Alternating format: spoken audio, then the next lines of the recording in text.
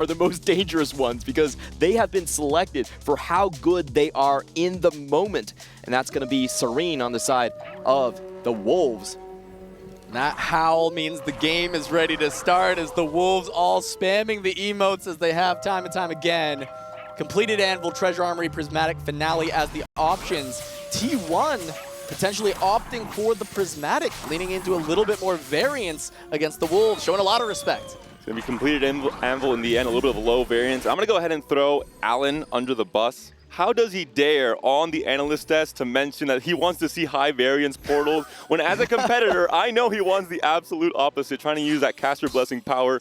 Didn't work out for this game one. But that's exactly how Z10 got their win against T1 as well. They went for the high variance options in these setups. And I do want to mention, even though T1 are the heavy favorites, they can bleed. They did suffer losses in both of their first two series. And overall, they actually have a lower AVP coming into this finals compared to the Wolves. Starting things off, early stage one, we're looking for those orbs dropping Syndras. Alan was saying those little gifts, picking that up, that's exactly what you want to see with some items, and of course, with the item Anvil, being able to find something immediately that can help you stack up a Syndra. It can be a massive game, and there's Lee Sao getting both a Syndra and a Rumble. 2 Syndras and a Rumble. And just in case, has the Kog'Maw on the bench in case he gets 5 more in his next shot. We see a Mordekaiser, and oh my goodness, I think one route has already been locked in for one of the Wolves players, and there's a Syndra too. We're not even on stage 2 yet. What's going on? As well. He can't stop laughing. He's like, well, okay, I guess game one in the book, boys. How does this get any more egregious? He pops the item Anvil, and we're going to see either like a Ginsu or a Shojin, right?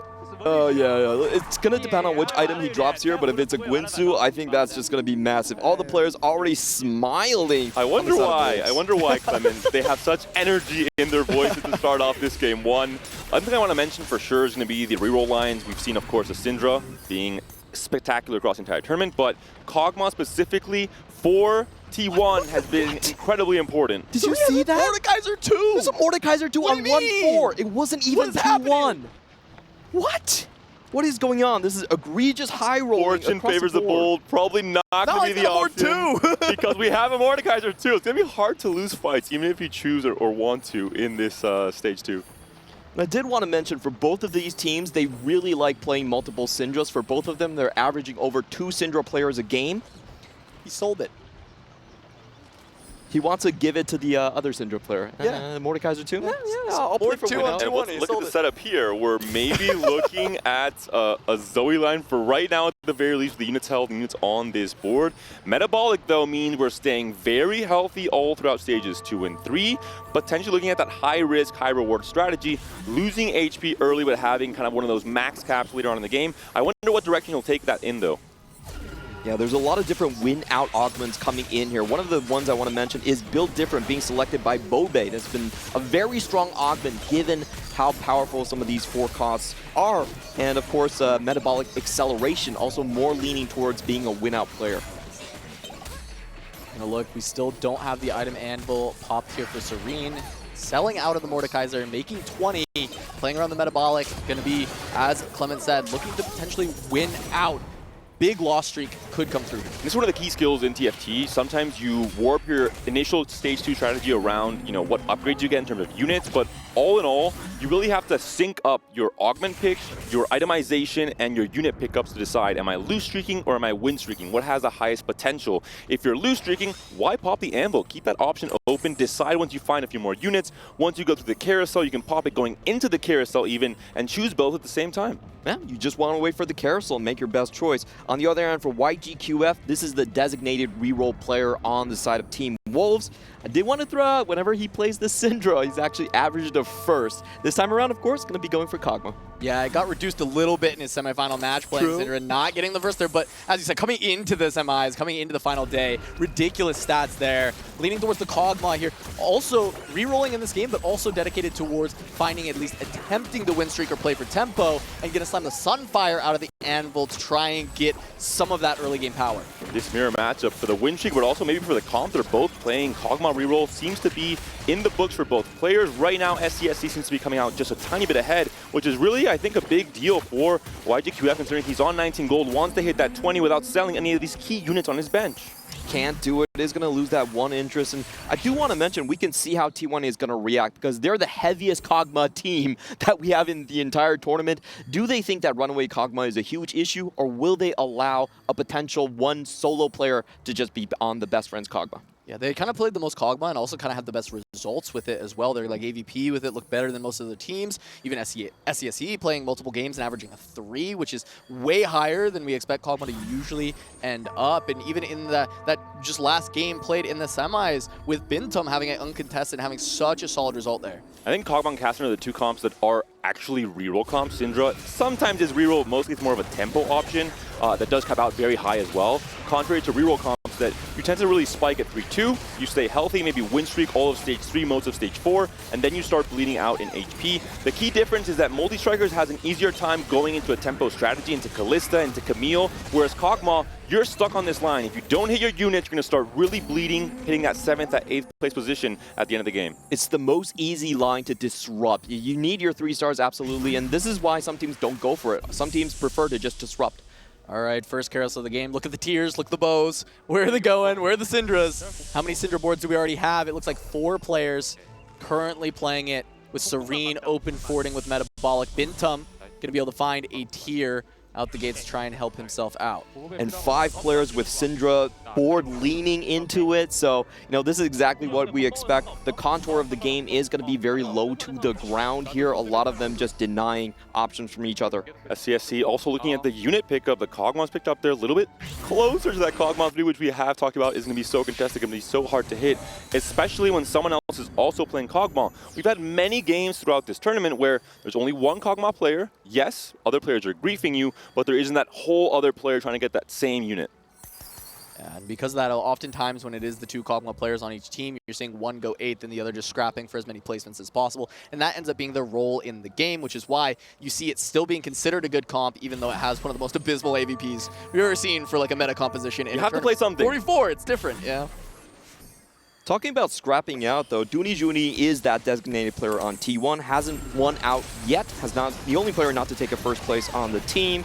So we typically expect him on 4 cost lines like Warrior Preserver to just make sure he maintains the HP and sell it out later to his teammates. And Bobe, with Built Different, one of those unique augments that opens up a new path that you wouldn't be able to play otherwise, similar to that Vertical Portal, similar to Golden Quest, for example. You have this alternate win condition to play for to stay strong in Stage 4. And the key thing in 4v4 is, because you can play any unit, you can grief someone take their units, but also play those units on your board, get extra value from them, and not have them just on your bench. Yeah, we even saw a mid-game Built Different playing Kassadin 2, Syndra 2, Kog'Maw 2 earlier on in the tournament, so you can kind of definitely look for those angles until you get to the 4 cost later on, because all of those units actually do great with attack speed and health, and it all works out. Set 12, greatest hits, Built Different. Exactly, 100%. We got it. And for the early game, right, we just have this Nomsy with the static shift playing around very good synergy with the Built Different just to find as much tempo as possible, and Bobe being able to find the win streak because of it. Yep. All 1 unit on Saren's board right here. Let's see if he can keep the full loss streak. Looks like it will be just a simple matter here. He is going to be able to lose streak fully. We have seen a lot of players, though, not being able to bounce back from the lose streak. This has been a big point of contention in both of our previous series. Full open loss streak. If you don't hit, you're gone. So the rest of the team does have to cover for you. Especially if you move into the tempo lines where you have to have a very good understanding about the different trait webs that fit together on Stage 4 roll down. Early into this tournament, coming into it, the meta for 4-cost flex was around Fiora, Preservers with Karma, and Rakan, and now we're seeing a huge evolution across these days. There's now Ryze being slotted in, Teryx, Tahm Kench's. Having that versatility is key to make sure you have no excuse to say, oh, I just missed my units. All right, let's take stock of the streaks. Bobe able to 5-streak into Krugs. Serene and Bintum both on the loss streaks. A lot of gold in the pockets of each of these players. Serene actually holding on to more HP because of that metabolic. Going to start to build a big gap there. I'm actually kind of surprised. Lee Sao didn't win with Syndra 2. Something must have happened right there. Overall, I do think this is going to be a little bit of a slower game. 2 players on the 4-cost line on the side of T1. Bobe going for Build Different, and Bintum with Clear Mind. Both of them angling for more tempo compositions here. The items are almost there for Lee Sao, but not quite. Missing maybe a BF sword, missing a bow, and doesn't find any of that. A few of the what would be considered the worst components in set 12 right now, the glove and the chain, a little bit awkward, especially for Syndra that only has a singular tier onto her. Loose streaking might be important now, but hey, you're on a 4-win streak, you don't have first pick order on the Stage 3 Carousel. Balance in all things. You get the Syndra 2, can't find the items to put on it. I would still prefer his spot, no problem here. Shelty, again, going for another Syndra line. This is what we talked about, both teams favoring 2 Syndra players each game, and also a huge find on Karma, level 6. Not just that, the early picking order, the level 6 on 3-1, and the rolls, because he knows he has Pilfer, he can come back with his economy and wants to have that early chance to find the key units, the Vanguards and the Syndra, before anyone else rolls. Bintum now also going to be playing around the Syndra, but that does look like it wants to be a Karma later on. Bintum angling towards that, as you mentioned, with the Cluttered Mine, going to be leveling up even quicker. Taking a look at these streaks, Bobe seemingly able to hold on to his. We just saw him hit a Stage 3 Olaf, a big find this early on. Works really well with attack speed. You know, built different, the main thing is you do have to find that Smolder 2 so far in the meta to cap out, but he will be in a very good position to scrap out. Looking at Combat Caster as an option, of course, some incredibly strong gold augments at 2 Golden Quest. We've seen the power of it across these last few days. Something like a support golem. I think we all know how powerful these support items are, but for now, going to be the item grab bag, trying to find BIS. Tank items especially, because you have already the Karma item ready to go, and you usually want that trifecta of itemization. A tank, a melee bruiser, and a ranged carry. Little bit of a whiff getting a tier and a rod here, but does have the double glove, can look for TG. That can bolster your front line a lot of the time. It's an easy way to just get multiple items. Of it across these last few days. Something like a support golem. I think we all know how powerful these support items are, but for now, going to be the item grab bag, trying to find BIS. Tank items especially, because you have already the Karma item ready to go, and you usually want that trifecta of itemization. A tank, a melee bruiser, and a ranged carry. Little bit of a whiff getting a tier and a rod here, but does have the double glove, can look for TG. That can bolster your front line a lot of the time. It's an easy way to just get multiple items on one of your tanks, while you then can itemize a second one. There's a Reforge, finds a cloak, and start building towards that Gargles, that Dragon Claw, 2 of the premier tank items in set 12. Slamming coming up for Lisa. Again, what we've seen in the meta, mainly tempo with the Syndra line. You're not looking to hit Syndra 3, especially 3 players now across the board playing it. Juni also using that Syndra to kind of play learning to spell. So he's not going to be moving off of this line either way. All of them just holding hands. We expect them to be in the middle of the pack. And Bobe, the unique Ezreal carry, thanks to that build different. A unit we don't see too much of outside of just being slaughtered in for that 6 portal mid-game if you have the portal +1 in Stage 3. But in this case with build different, and Red Buff especially a great holder for Stage 3 at least. Stage 4, maybe not as impactful. Oh, it could even just be for a couple rounds, right? Because it's just the Ezreal 1. Bobe just saying, it's the strongest one for right this second for this fight. So I'll pick up the Ezreal, slam the items on it, put it on the board, and then see what happens next. Because Bobe on the 7 streak, looking to see if he can complete Stage 2, Stage 3, win out with build different. We'll put him in such a phenomenal place to actually fully win this game. We've already seen a best friends being selected by Wolves here, so SCSC, this game is going to be on spoiler duty, just making sure his opponent isn't going to run too far away. So we have the win-out player here on Wolves just being Serene, which went for the little buddies, meaning that he's going to be playing around those 4 and 5 costs. Bobe on the 7-win streak with the build different, trying to face off against the Syndra 2. Can the Ezreal clean up in time with the Rage Blade stacking? So important to try and hold this win streak for your own economy, but also to knock down Lee Sao a few places to feel that pressure and maybe have to roll a little bit earlier for all the Vanguard and the Syndra upgrades, and it looks like that's the case. The Syndra 2 a little bit too strong, and especially with the tempo slams of the Guard Breaker and the Adaptive Helm. I mean, the big thing there in the Mordekaiser 2 as well has come through for Lee Sao, and I think just between the Syndra 2, between the Mordekaiser 2, now you got the front line and the back line as we jump on to the next carousel here. Look at the big 4 costs people are trying to get there. Looks like Serene tried to deny Bintum from getting that Recon with the belt, unable to do so. Nami also there for any Syndra player who wants to have that early Eldritch spike and the early CC spike as well from Nami, that in Stage 3 where fights are a little bit slower, a little bit less dynamic, she does so much in terms of stopping your opponent's board. I think Bobe is in a prime position to kind of dominate the game at this point, already sitting on 2 Olafs. And if you look at the rest of the board, there's 2 Kog'Maw players and 5 Syndra players. So Bobe kind of the runaway player in his own lane to capitalize.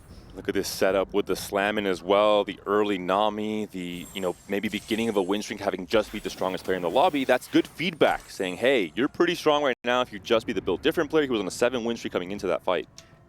And as much as Adaptive Helm is usually not what you want for Syndra, it still is mana gen, right? At the end of the day, it's still getting what you need done, and because you are tempoed, because you are so ahead of the pack as far as HP, just want to play anything, and finding that Mordekaiser is so massively solid to rebuild this win streak. This is just such a great find. He's on slamming, so he has to build all of his items. He finally gets a Shojin as the 3rd pick here. So, he would have been in a lose streak situation, but with those mana generation items, he can win streak, he can keep on stacking here. And Serene is going to be the one under a little bit of pressure. Of course, he's going to be healing 2 HP every round here, but the 4-2 roll down has to be massive for him. He's already building for the Callista items. Talk about the evolution of the 4-cost flex boards from just Karma and Fiora into Callista, into Ryze, into Taric, into different 4-cost units that didn't see so much play at the start of the set. And as you mentioned, little buddies plus the metabolic, if you hit enough units on that level 8 roll down, maybe we even see a level 9, and could become one of the win-outs players with the right upgrades on things like Diana, for example. We've seen so strong across this entire tournament with the right itemization. SCSC on a 5 win streak got Crystal Ball, immediately stopped rolling. I'm curious if he is playing against another T1 member here and they're able to actually sack for him, but no, it's Shelty. So it was not somebody they could guarantee a win, just wanting to keep as much econ as possible. This is a very interesting board for SCSC. He's done a great job at preserving HP and griefing YGQF, who's also playing the Kog'Maw. But if you look at his setup, it doesn't look like he has an AD setup right here. He has the AP items and the Spell Blade. Might need to transition later on. There we go, trying to hold on to this win streak. The Kog'Maw and the Tristana still remaining, but Galio, it's one more cast, and we still have that Rage Blade Syndra getting a couple more casts off. Just barely Such a does big it. win for SCSC to be able to keep his win streak going into Wolves. It's so much extra gold. And we're seeing already the board being sold. You pretty much have a free level 8 already for Bintum, thanks to, 1, the lose streak, the extra gold he's generated alongside a Cluttered Mind, and now we're seeing already the composition he's going to try and assemble to stay stable, to stop the bleeding in Stage 4. It's absolutely huge if he can take the Callistas and the Karmas out of the pool before the side of Serene. Serene's only on 39 HP, so they're all going to be doing big 4-1 roll downs. This is where getting in around early is actually so crucial for hitting key units like the Karma, where you already have a very fixed itemization. You don't have these very flexible items. These are specifically built just for that Karma. Oh, they're Karma both going to go, hit. but Bintum has so much more gold to work with. See the big roll downs coming through. Fiora found. Gwen could be Preserver Warriors, but the items are slammed for Karma. Gwen 2. There's a Callista. Can't find the Karmas at all, really. Just a Big single Nasus copy. upgrade. Has the front line, though. Has the Gwen 2 as well. Would have liked the Fiora 2, but all in all, a very strong board on the left-hand side. Maybe not so much with the Callista still missing and the tank not looking too good. Still an Elise, still a Jack, still a few one costs on the board there. Yeah, a lot of key units missing on the side of Serene, actually. Not even being able to find that Hecarim to kind of fill in the trades. That's usually the most important part with the multi-striker and Callista flex. Yeah, I think Bintum really getting the better of this 4-1 roll down, finding the front line with the Nasus, the Gwen as well, being able to help supplement that. And even though it is just a Karma 1, it has so much damage, and the time that will be bought in this fight, you've got this Morello Karma, should be able to get the job done. 11 loss streak for Serene, down to 30 HP. If this augment doesn't help save him and stabilize, he needs more gold to hit his key units here. Already a massive gap opening up between the first place in the HP rankings. SCSC still on 94 HP, and the bottom end, as you mentioned, Bobe now also rolling, as you predicted, moving off of the reroll line, just trying to build a flexible board. Even Olaf maybe finding some time in the spotlight. Guinsoo very flexible for this. They are going to be griefing all of the Callistas off of the pool. You can give it to Ryze in this instance, of course, and I think his line just needs one more tank. If he gets the tank in, Bobe should have a very good stage 4 to look forward to. Still has 2 Olafs on the board, just showcasing the raw power of this unit without any items, not really indexing too much into him in terms of traits. Being able to have that Blacksmith's gloves to go on to a Fiora 2 as well. Going to be able to use those items pretty flexibly, get a lot of value there. It's going to be Lee Sao trying to hold on to the win streak. This time against SCSC, one of them will lose their streak. SCSC held it for 7 rounds. Still not finding any 3 stars for the reroll, but the board has just been stable enough. Looks like it might finally end here with that Mordekaiser just being so tanky, but still, great job from SCSC to hold on to all this HP for the team. Even though Lee Sao is never going to get a Syndra 3, he could still be the win out with a Syndra 2. Remember, he did start stacking this at the start of 1-4. Hogmaw 3 has been found for YGQF, maybe the product of the sale that came through at the start of stage 4 for one of the T1 players. And we're seeing the contest not really going as well for SCSC. He's just now rolling heavily. Tristana is found at the very least. She has a Rage Blade already itemization, but all in all, the later roll, the win streak gold not really helping as much as we could have predicted, but the augment setup maybe is strong with the 2 healthy, providing so much extra HP for this front line. Yeah, able to buy some extra space, and we see that he's still just, 2 Blitzcranks away, 2 Nunus away. The front line's nearly there. Still causing a lot of problems for YGQF. Dooney Junie rolling down on level 7 to 10 gold and does hit the Swain 3, a unit that almost is never played around this set. It's very easy to deny. You need to go level 7. Going up against YGQF without full completed items. Doesn't have the firepower to chew through the Shapeshifters. And it feels like the Shapeshifters has been the weaker variation of Syndra, but if you're able to find the 3 stars, that the health scaling from that trait on 3-star units is just so insane that it actually can work out quite well. Weaker, but less contested. A share unit pool in TFT is what that means. Sometimes you go for weaker strategy just because you have those higher caps if you are able to 3-star all these units. The first picks are out and about, ready to pick up their final unit and component upgrades for this stage 4. There's an open spatula as well. Can anyone cap around this, Clement? Not right now. I'm really looking at Serene's board to see if he can stabilize at this point. Crucially, he needs to find the Callista 2. His main tank is the Tom Kench 2, which isn't usually the one you want. You really prefer the Rakan or the Nasus.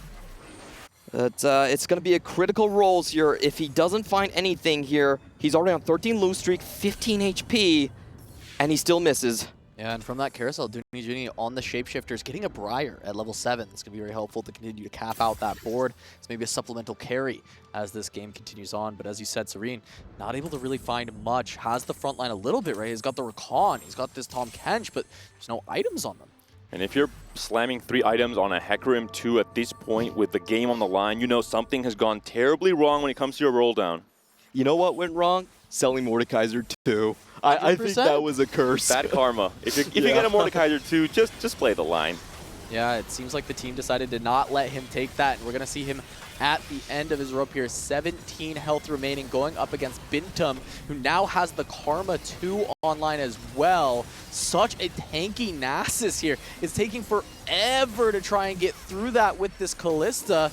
Finally does. It looks like the Karma should be able to have it. The stun from Zillion, not enough.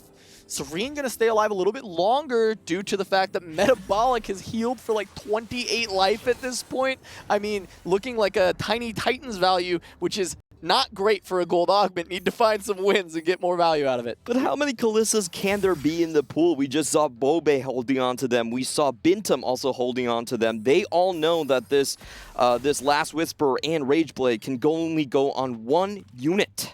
I think specifically Bobe altered his game plan and had a bigger reason to. The moment he saw that the lowest HP player was trying to play for a Callista on his 4-2 roll down, he purposely played for that Rageblade Last Whisper Callista as well. Even if he didn't hit, he makes it harder for one of the players from Wolves. And if they get eliminated, that's a big, big advantage coming to this game 1. Yeah, and Serene going up against Shelty for this, the Keepers.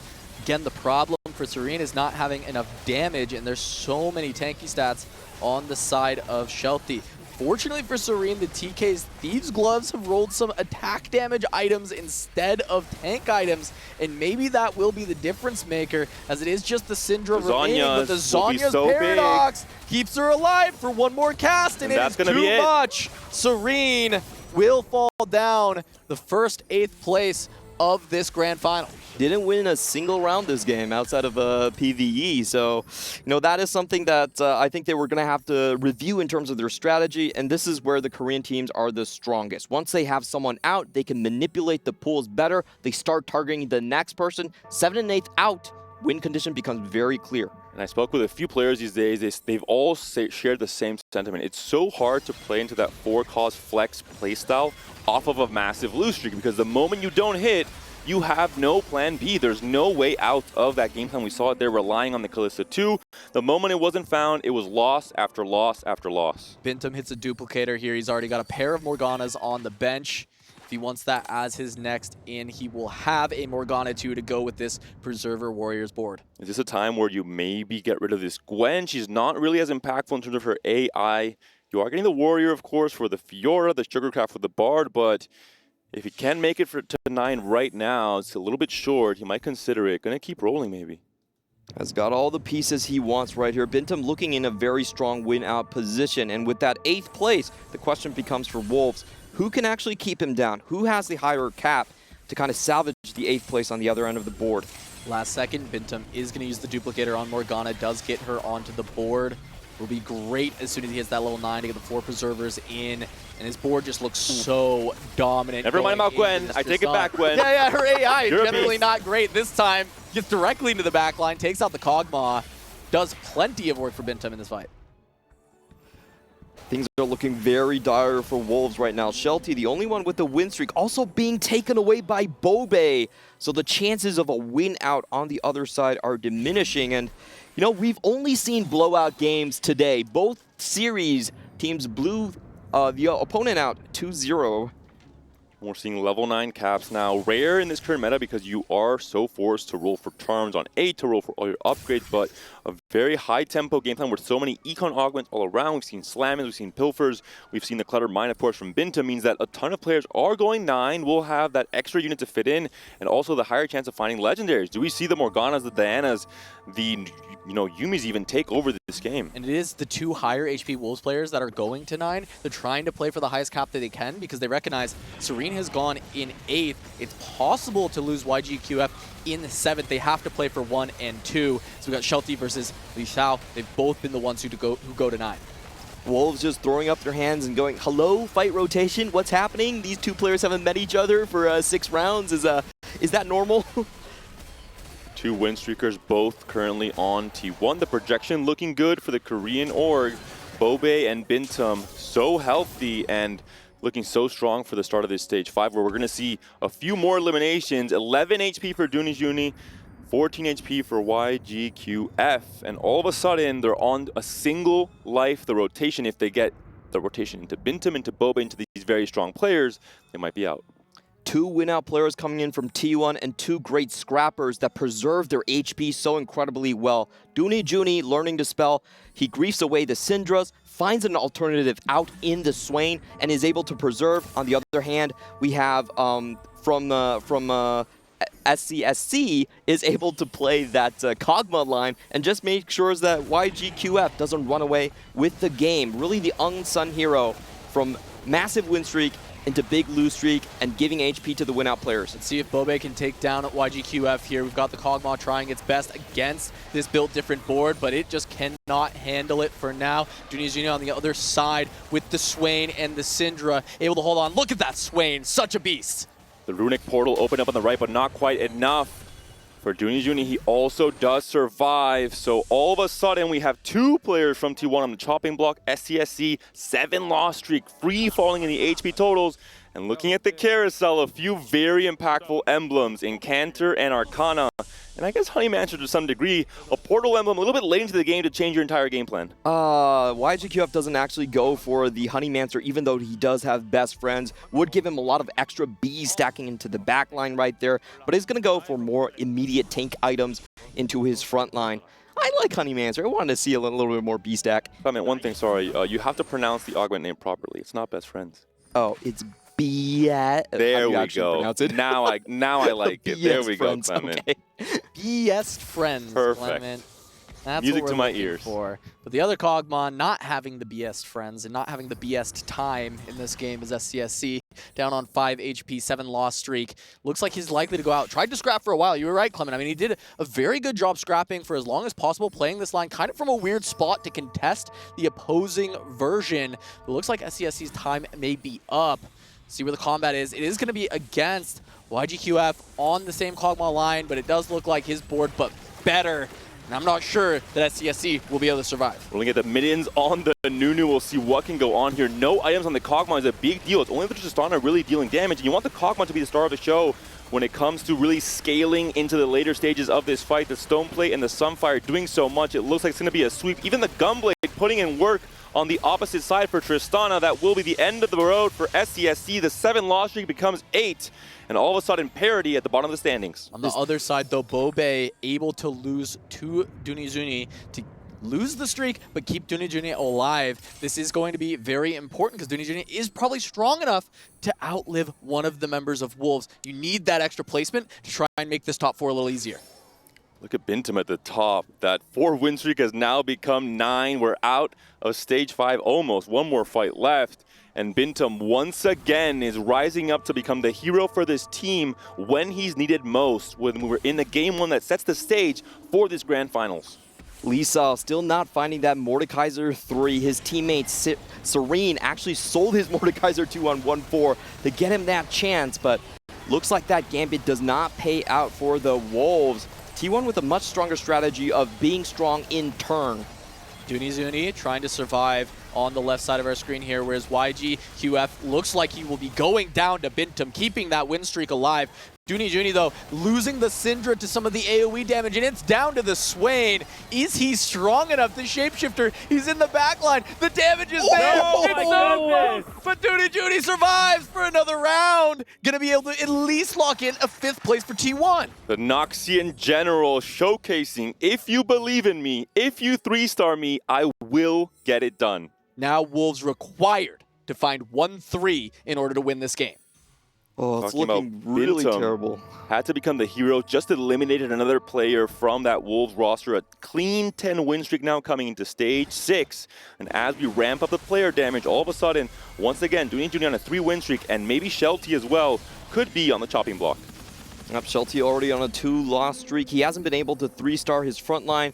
The key thing here is going to be that Mordekaiser 3 for Shelty to stabilize. He's only 1 off.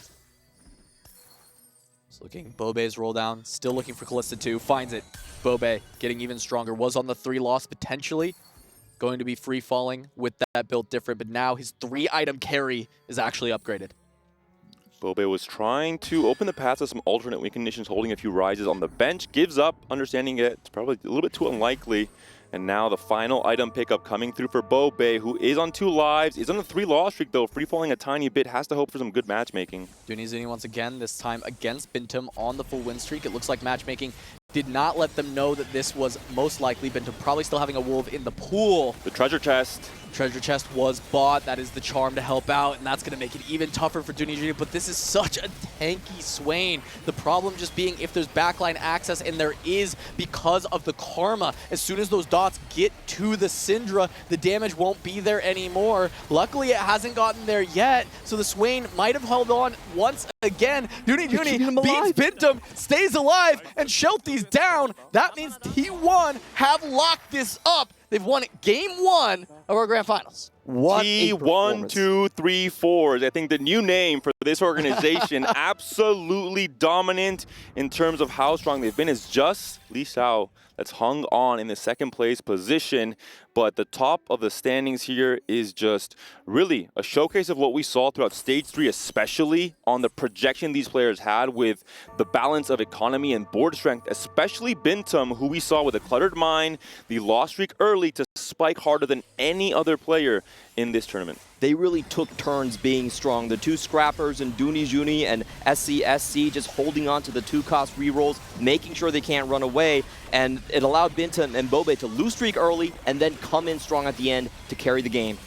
Dunijuni getting to showcase one of the 3 costs in this game and how strong they actually can be. The format makes it near impossible to play around these units, but when you're able to find them, that's Swain anchoring for this composition for so long, helping just a 2-star Syndra be a main carry that can get you to a top 4, a top 3 even on this big 5 streak from Dunijuni. And that's one of the things that is missing sort of in the meta. If you get a big Drain tank, there isn't that many targets that can deal with it. A lot of the AP lines that are favored right now can't really take a big swing off of the board. Only the Kog'Maw player can. So it's a great alternative win line, great scrapping, all the way to 3rd place. Exactly what you need out of the Rock in the team. You know, Bintum is feeling himself, is feeling flawless once he's made it to level 10 in a 4v4 format where you feel so much pressure in stages 4 and 5 in particular. You can't usually greed this much. But he's hit the highest cap in TFT. He has the highest chance of finding these legendary units. We saw it come off of that beautiful level 8 roll down, right? We saw both players rolling down at 8, Bintum finding everything he needed with that front line. So we look at this fight, this Swain once again, I mean, this unit, it just looks so cool, and we so rarely get to see it because it's so easy to grief these 3 costs in the 4v4 format. Not even just a 3rd Clement. Juni running it up. Ooh. Can he actually take down Bintum? That would be so fun. This is a learning to spell Swain that has been stacking forever. He actually got it on stage 3. So I really want to see how much AP is on this character. Now I want to throw it back to the start of stage 4. The itemization for Swain was not yet complete. There was a tier on the item bench. I would have personally slammed an adaptive. I would have said, hey, I'm playing for my life. I'm going to slam this right away. He waited. He waited for the BIS. He understood that Swain, with this itemization, would clutch, would carry these fights in the late game. And that's been the case. We've seen pretty much 4 or 5 fights in a row where it's Swain really doing all the work. That learning to spell is a great call out, Clement. That's making it even more impactful. All that extra HP that it's getting from the ability cast. Here's the single target damage that can take the Swain out, though. Putting the Xerath on the board. If he casts a 2-star, it's already 3,000 damage to a single target. Maybe this time the Swain can't get away. All right, well, let's see this fight for the pride here. Bintum, Juni. They've already won the game, but let's see which one can take the first. Xerath items getting slammed down. So we see the 2 shapeshifters battling it out in the front line, the Swain versus the Nasus. It's still just a Syndra 2 for the damage. And I think finally, Bintum might have gotten there on outscaling with that Xerath. Maybe not. Don't count out the general. It's going to be a close fight. Oh, so many Xeraths. It's the Eye of the Magus, almost able to do it. And my goodness, we've talked about 3 call 3 rules that have been underplayed, that have been maybe not really having their time in the spotlight. Finally, Swain also coming in clutch, showcasing that in the right setup, if you are flexible enough, if you can adapt to what the augments and the items you're getting, you can make it work. Yeah, we've even seen a couple of Nikos come through, and they just haven't been nearly as impressive as that Swain was. Actually kind of 1v9ing some of these fights as the 2-star Syndra gets kind of AoE'd down. I mean, it's just so much fun to watch. And T1, I mean, yet another dominant performance. Their semifinal was incredible, and they're just firing on all cylinders right now. I love the role from Juni here. I was looking as a potentially the weak point on the team since there was no win-out potential from this player, but we can see that is all engineered. They know what he's supposed to do, preserve HP for the rest of the team, just contest other lines and find alternative outs. I think it has to come down a little bit to the components that were dropped for a few of those players. A Kog'Maw player, for example, no damage items, similar to the Syndra, the bad slams early in that stage 3. All right, with that, that is game 1 in the books. T1 takes it over Wolves, but still a best of 5 here remaining, so don't go anywhere. The grand finals of TFT at EWC continues after this.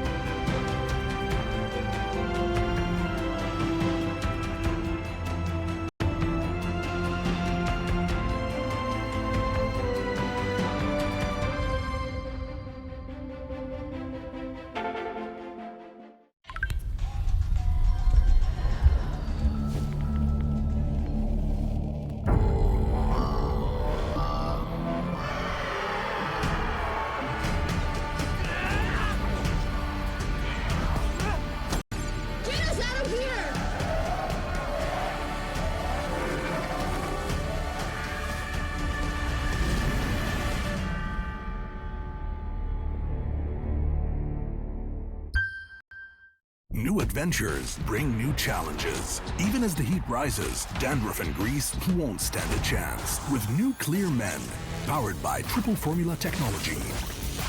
To eliminate dandruff, itch, and grease, gives you 8 hours of freshness and 100% dandruff-free hair.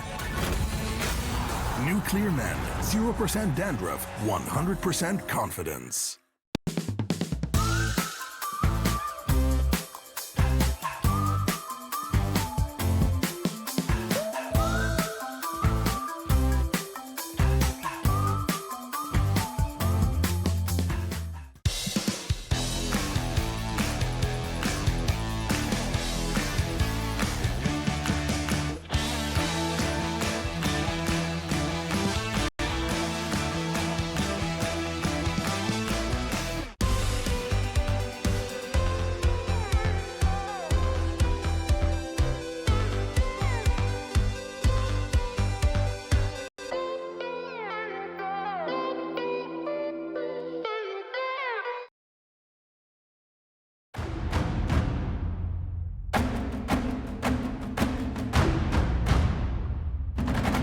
Welcome back to TFT at the Esports World Cup. I'm Casanova, joined by Panda and Clement, and we just saw T1 take game 1 of this grand final against Wolves Esports. Pretty dominant showing, actually, to kick things off. It's around some beautiful heroics from some of the role players, Zuni and SCSC. Not necessarily any new strategies, but we definitely saw some new variations. Swain 3 with that learning to spell, with that perfect tank itemization, becoming a superstar in those later stages. And overall roll downs and misses on those roll downs, crucially being a big problem for the Wolves team. It seemed like the Wolves were desperately looking for a win-out player. We know that the Syndra game plan only has about a 6% chance to actually come out on the first, so they made a huge gambit in telling Serene to actually sell his Mordekaiser 2 and potentially pay for 4 costs. Unfortunately, he didn't win a single round that game, never got going. Yeah, it makes it very tough, and you have to question sometimes just going for the strategy that works versus actually just playing TFT, because while this 4v4 format has a lot of strategies to go through, this is kind of one of the few times we've seen a spot that just looks so good and a player thinking, oh, well, I have to do this role for the team, and kind of moving out of a position that might have been able to be the hero of that team's game. I'm just saying, if Panda tells me to sell my Mordekaiser 2, I'm telling him no, it stays. Listen, Clement, I am not joining a 4v4 tournament with you, buddy, so don't worry. That won't be happening anytime soon. If you're going to throw me under the bus, I'll do the same right back. But I do want to talk about the alternate paths in this potential game 2, in terms of, we saw, yes, the Swain 3, okay. It is still Syndra, though. Do we see new comps being opened up? We saw the Golden Quest, of course, being very impactful this entire tournament. We've seen things like Flexible be very impactful on day 1, 2, and 3, not so much on this day 4, for example. Do we see something like the Portal +1? Shelty, back-to-back games in the semis, use that as a way to, hey, I'm going to stay strong, team. I have a good way to finish in the top 4, maybe even win the game as we saw. And you guys can play the more forcible lines with the rerolls, for example. 2 very cool win-out lines on the side of T1 I want to mention is Bobe playing Portal Vertical. He's actually played the most out of any player here, 3 games on it, and of course the Nila reroll from Bintam that we love to see so much. Yeah, that was such a cool game earlier on in the tournament when he was able to play around the multi-strikers, and the multi-striker Nila in particular. And I mean, we'll see if he ends up on that more, because we haven't seen many multi-strikers today across the semifinals. Has actually been not popping up as frequently as it had during the rest of the tournament. We're ready to go for game 2 as we hear the sound cue coming through, the Wolfpack joining forces, letting everyone know they're not out just yet. This is a best of 5. At the very least, 2 games more left if T1 is a little bit more dominant than we thought, but we hope 5 games in total in the books. And that's what Alan was talking about, prismatic party. Let's go, baby. Roll the die. Sometimes this is how you have to play the game. This is how Z10 actually beat Fnatic. Massive wins from the augment choices just early on. And you know, Wolves are saying we are not overachievers. We're going to go with the prismatic party. The Wolves have won the Portal both games in a row. Last time, T1 was actually looking for the prismatic prelude. But this time the Wolves said, you know what? No. I think we want the prismatics, and they'll get them. So we're going to have 3 prismatic augments coming through for this game. And you heard Alan on the desk saying, hey, prismatics right now, first patch of a new set. It's very hard for them to get augments perfect every time on a first patch. There is some variation in that power level. And Alan talked about high variance from these prismatics. You know what? What about build a Bud into minor polymorph into a Syndra 3-on-2-1, Clement? Do you like that one? I think that's a little bit too much variance. I'll tone it down. Okay, a Cassid in 3. Is that okay? Cassid in 3, okay. There we go. I'm actually okay, so business. ready. Thank you, Clement. I've been wanting to see it. I've been like, we haven't gotten, at least not on stream, a Build-A-Bud into it. I mean, I know it's like so egregious and disgusting, but I still just like want it for the one time to be like, hey, look at how horrifying this is. Talking about Kassadin, the 1-2-3 punch has been assembled already on this one for Akali. Kassadin and the Ashe has been found for now. Syndra up in the front, performing as a tank here in stage 1. One more prismatic augment that I want to touch on is, of course, support golems. Incredibly strong with the support items you get, but also just the body itself in stage 2. All of the golems, of course, being very powerful. I'm the carry now, really good on stage 3. Gives you that extra body and carry potential to smash through. And of course, the Randuin's immovable object has been a great find. All three amazing augments. Good job, Clement.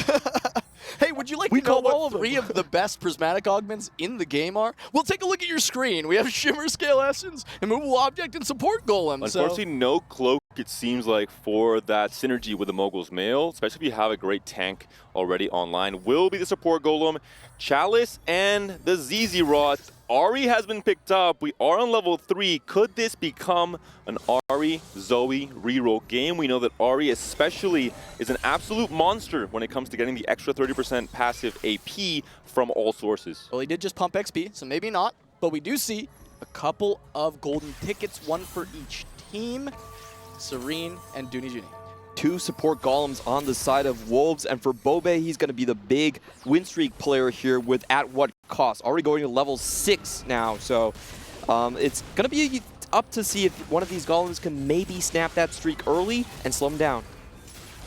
Radiant Relics for SCSC facing Wolves player facing Serene. Does have the Radiant Rabadons on his item bench. I'm curious to see what AP lane wants to go for with that. It'd be so ideal to be able to play the Ahri line with that, but he's already pumped XP. It's not really going to be actually a place you can go just because of how the AP kind of ramps off each other with percent health damage. Absolutely insane, but might just be a Syndra once again.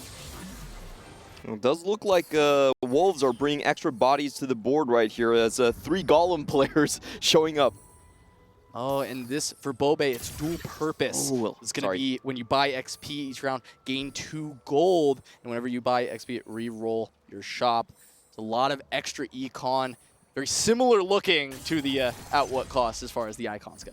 Trying to become the jack of all trades when it comes to one of the new augments in the set coming to the prismatics. And right away, we're seeing maybe one of the less stellar options from the support golems. There is variance in TFT. This is a prime example. Oof. The combinations are so rough. You kind of want to put the gem in the back line, but then you got the chest. It's got to go in the front. Yeah, he's not going to be able to utilize either one of these support items to its maximum potential. 2 of these multi-striker players now fighting out against each other. Bintum, of course, is going to be tied into the melee line with the Freaky Friday. For now, just the portal line for SCSC. The Radiant Rabadon's on the Ezreal right now. We'll see where that goes. Could be a Syndra if he finds her. Could still be just a portal flexible line. Knowing that this is Prismatic Party, you know that you have 2 more Prismatic augments coming up, and that could, of course, affect the way that players confront this game in terms of what their game plans might look like and what possibility of augment synergies they have at 3-2. And we got to look at these 2. Lost streaks with the Prismatic ticket. Both potentially going to have to be ready to sell their boards if they're fighting each other. So we've got these 2 screens. Yep, there's Dooney Juni. Sells everything. Does not run into Serene. So Serene keeps his loss streak for now. Good dodge here, but it does look like there's a lot of players going for this Kog'Maw line potentially. 2 Rumbles being picked up. Has a Vex and a Veigar on his board right there. We haven't seen much of Veigar since Cambiz went 7th in, I believe, his first or 2nd game in the tournament. Overall, the stats were not good on day 1, and I think that comp kind of expired from most players' playbooks throughout the rest of this tournament. All right, we're on to the carousel. See 1 tier, 1 bow. Bow goes immediately, and there goes the tier. Serene and Dunizuni going to be able to grab those. I think Dunizuni will be able to get a Rumble alongside it to go with his Syndra. The only 2 units going to be on his board for now as he looks to try and go for a big 3-2 rollback. I want to call it very interesting from Dunizuni. He does not try and finish one of the BIS items for the Syndra right now. Instead, he goes for the third potential component that can work around for the Shojin, for example. Could also flex into a frontline item because he knows he's losing. He's open porting right now. He doesn't need to get powerful now. He doesn't need to slam an item. He's rather looking at the bigger picture of his item economy throughout the first 2 stages of the game. I think we're going to have a very high cap game right there. Before the carousel, there was only 2 units upgraded across the entire lounge in those 2 Jaces. So a lot of people just going for econ, making sure they have the strongest win-out position they can. Minor polymorph. What if the Zoe becomes a Kassadin, Clement? Well, there are other options here. What if the Jace becomes something else and you lose a Portal? Kassadin as well. Good idea, Clement. Thanks for bringing it up. It's a bit too risky. I like my Portal 3. Oh, Serene gets Dunizuni here. Ooh. Wholesails the board. Dunizuni did not want to part with the Syndra or the Rumble. Gets punished for it, loses the loss streak. In the battle of the golems here, one's the carry, one is the support. I think we know the way that Cookie will crumble here. Of course, the Syndra has not really scaled too much, and that means that YGQF for Wolves will be staying healthy, will continue the win streak in this stage 2. When you are win streaking, you usually don't want to touch the minor polymorph. Just for all of you guys listening out there, just a tip. Don't listen to Panda all the time. Well, SCSC able to hit an Ezreal 2 to try and continue this win streak, upgrading the board quite a bit. My question, Kassa, is tough. that wasted gold or Yes. is that combat strength? I think on That's the average big it's wasted question. gold, but the thing is you're trying to keep this win streak. Okay. You have to decide, is it good enough to beat YGQF? And honestly, I mean, I think no. So if he It's not loses good this enough. fight, If he loses, it's bad. Jover. If he you're loses, calling it's Jover. Oh, and here we go. We've got the fight between You them. called to see it. Who will be able to keep the streak? I mean, let's see if this Ezreal with the Radiant Death Cap is able to crank out enough damage. And we saw quite a few fraud allegations on Morgana looked in set pretty 11. fraudulent, I'm gonna Do be we honest with see you. the fraud allegations being beat for Ezreal in this game number 2, in this fight number 5 for stage 2? He's He's almost taken down a Golem. He's done so now. There's a few more tanks to go. A Zoe 2 and a Jace 2, and the front line has melted. Ezreal does not miss. Okay. Good shot. Okay. He's He beats clutching them. up. He beats Okay, the fraud Ezreal's good to allegations. go. You This can is buy not Ezreal. wasted gold for SCSC. If that was Ezreal 1, he certainly loses, but he gets to break the streak of his opponent and keep a streak into neutrals. That was absolutely massive. YGQF, they had the double blades there, but wasn't willing to slam them, was underestimating the Ezreal, but he clutches through with a great shot onto 2 targets there, wiping out his backline. And Veigar's still on the board there. Veigar's a comp that needs infinite gold to really work, because these are 3 costs you're rolling for, not 2, and ideally you want to be rolling on 7. Making it to 7 in a meta like this, where you have the Kassadins and the Kog'Maws really terrorizing you in stage 3, is very, very difficult. I think the big problem that we've seen with the 3 costs we mentioned before is just that it's so easy to grief it. Right? It's so easy to stop someone from just going for this 3-star. And so we haven't been able to see the full potential of some of these 3-cost compositions within the 4v4, and that's why the Swain was so surprising. But maybe Bobe, with this dual purpose, can find a way to get there by having these extra shop rerolls throughout the game. All right, you guys ready? I'm calling it. He's going to transition to Karma. He totally could. I think so. Given the I mean, he items right probably here. will. I mean, Yeah. let us believe for even a few seconds, a few rounds even, is all I ask for. Okay. We keep the dreams alive. If there is a Veigar 2 to pick up, that would be an interesting decision here. And also, he did buy the charms. Of course, it's a charm you always buy, +2 reroll. It's just 2 extra gold for you most of the times. Even looking at potentially, having a Xerath on your board in the late game, who knows where you go in terms of stage 4 and stage 5 in those rolldowns. YGQF does have a massive find here. Shapeshifter Nasus with on level 5, 2% odds to hit that one, gives him the extra HP, and Nasus does actually benefit quite a bit from the AD as well. Very powerful on this stage. It's just such a shame that he underestimated the Ezreal early. Yeah, ends up losing that streak because of it. And as we look at the streaks, Serene's still able to hold on to the loss streak. SCSC still saving HP for the team. Now it's blinding speed potential choice here. Dunizuni has 3 Syndras already. Radiant Refractor for The Syndra player, one of the Shojin potentially doesn't find the BF sword in the item component anvil. Instead, it will be double Rage Blade right now onto the Syndra. A setup on the left here with the Kog'Maw, Preserver, Jinx line potentially coming through for now a Jinx pair and just that singular Wukong in the front. Serene has so far lost 21 rounds of combat straight in this series so far. I wonder when he's going to turn the corner because he's making me a little bit nervous. I mean, we need a little bit more optimism from you, all right? Okay, sorry. Yeah, and we even see, I mean, Pandora's items being picked up, trying to go for Abyss on the Radiant side of things is always very risky, especially on 3-2 because now you're rolling this Radiant. But I guess Serene has not committed to winning a round yet, so can still wait to let that roll a little bit longer. And Shelty has picked up the Pandora's items, the prismatic version. I think he would have loved to just put the Golem on the item bench and see if he can re-roll those items as well. Unfortunately, not the case with the treasure chest and the gem. The anti-synergy there, having, it's going to be locked in for the rest of this game. Big find here for SCSC. Getting that portal emblem is going to allow him to hit 8 portal fairly early on into the game. That's one of the strongest win conditions that we've been seeing all tournament long. Getting that alternative line and using Rise and that Taric for costs that are not usually picked up. Lee Sao able to end the streak of SCSC. Now YGQF and Lee Sao challenging for that highest HP in the lobby, whereas Serene, still, we're going to have to see where this goes, right? I mean, Prismatic Ticket, there is a champion duplicator. There's a lot of potential. Quite a few players really valuing these Radiant items. I think it really goes to show how much of a hyper carry meta we're in right now with things like the Syndras, for example. And I know what Serene is going for. It is going to be that Radiant Gargoyle Stone Plate, one of the strongest Radiant items with the Wukong already in the front line. The question is, when does he actually find it? Is he going for the 30 loss streak before he turns the corner? And Clement, I'm sure if you've noticed this as a caster, the opposing team has as well. These Wukongs could potentially be held. It's going to be very hard to see a Wukong 3 come easily, considering that any player can really slot this threat-like unit on their board for most of this stage 3 and 4.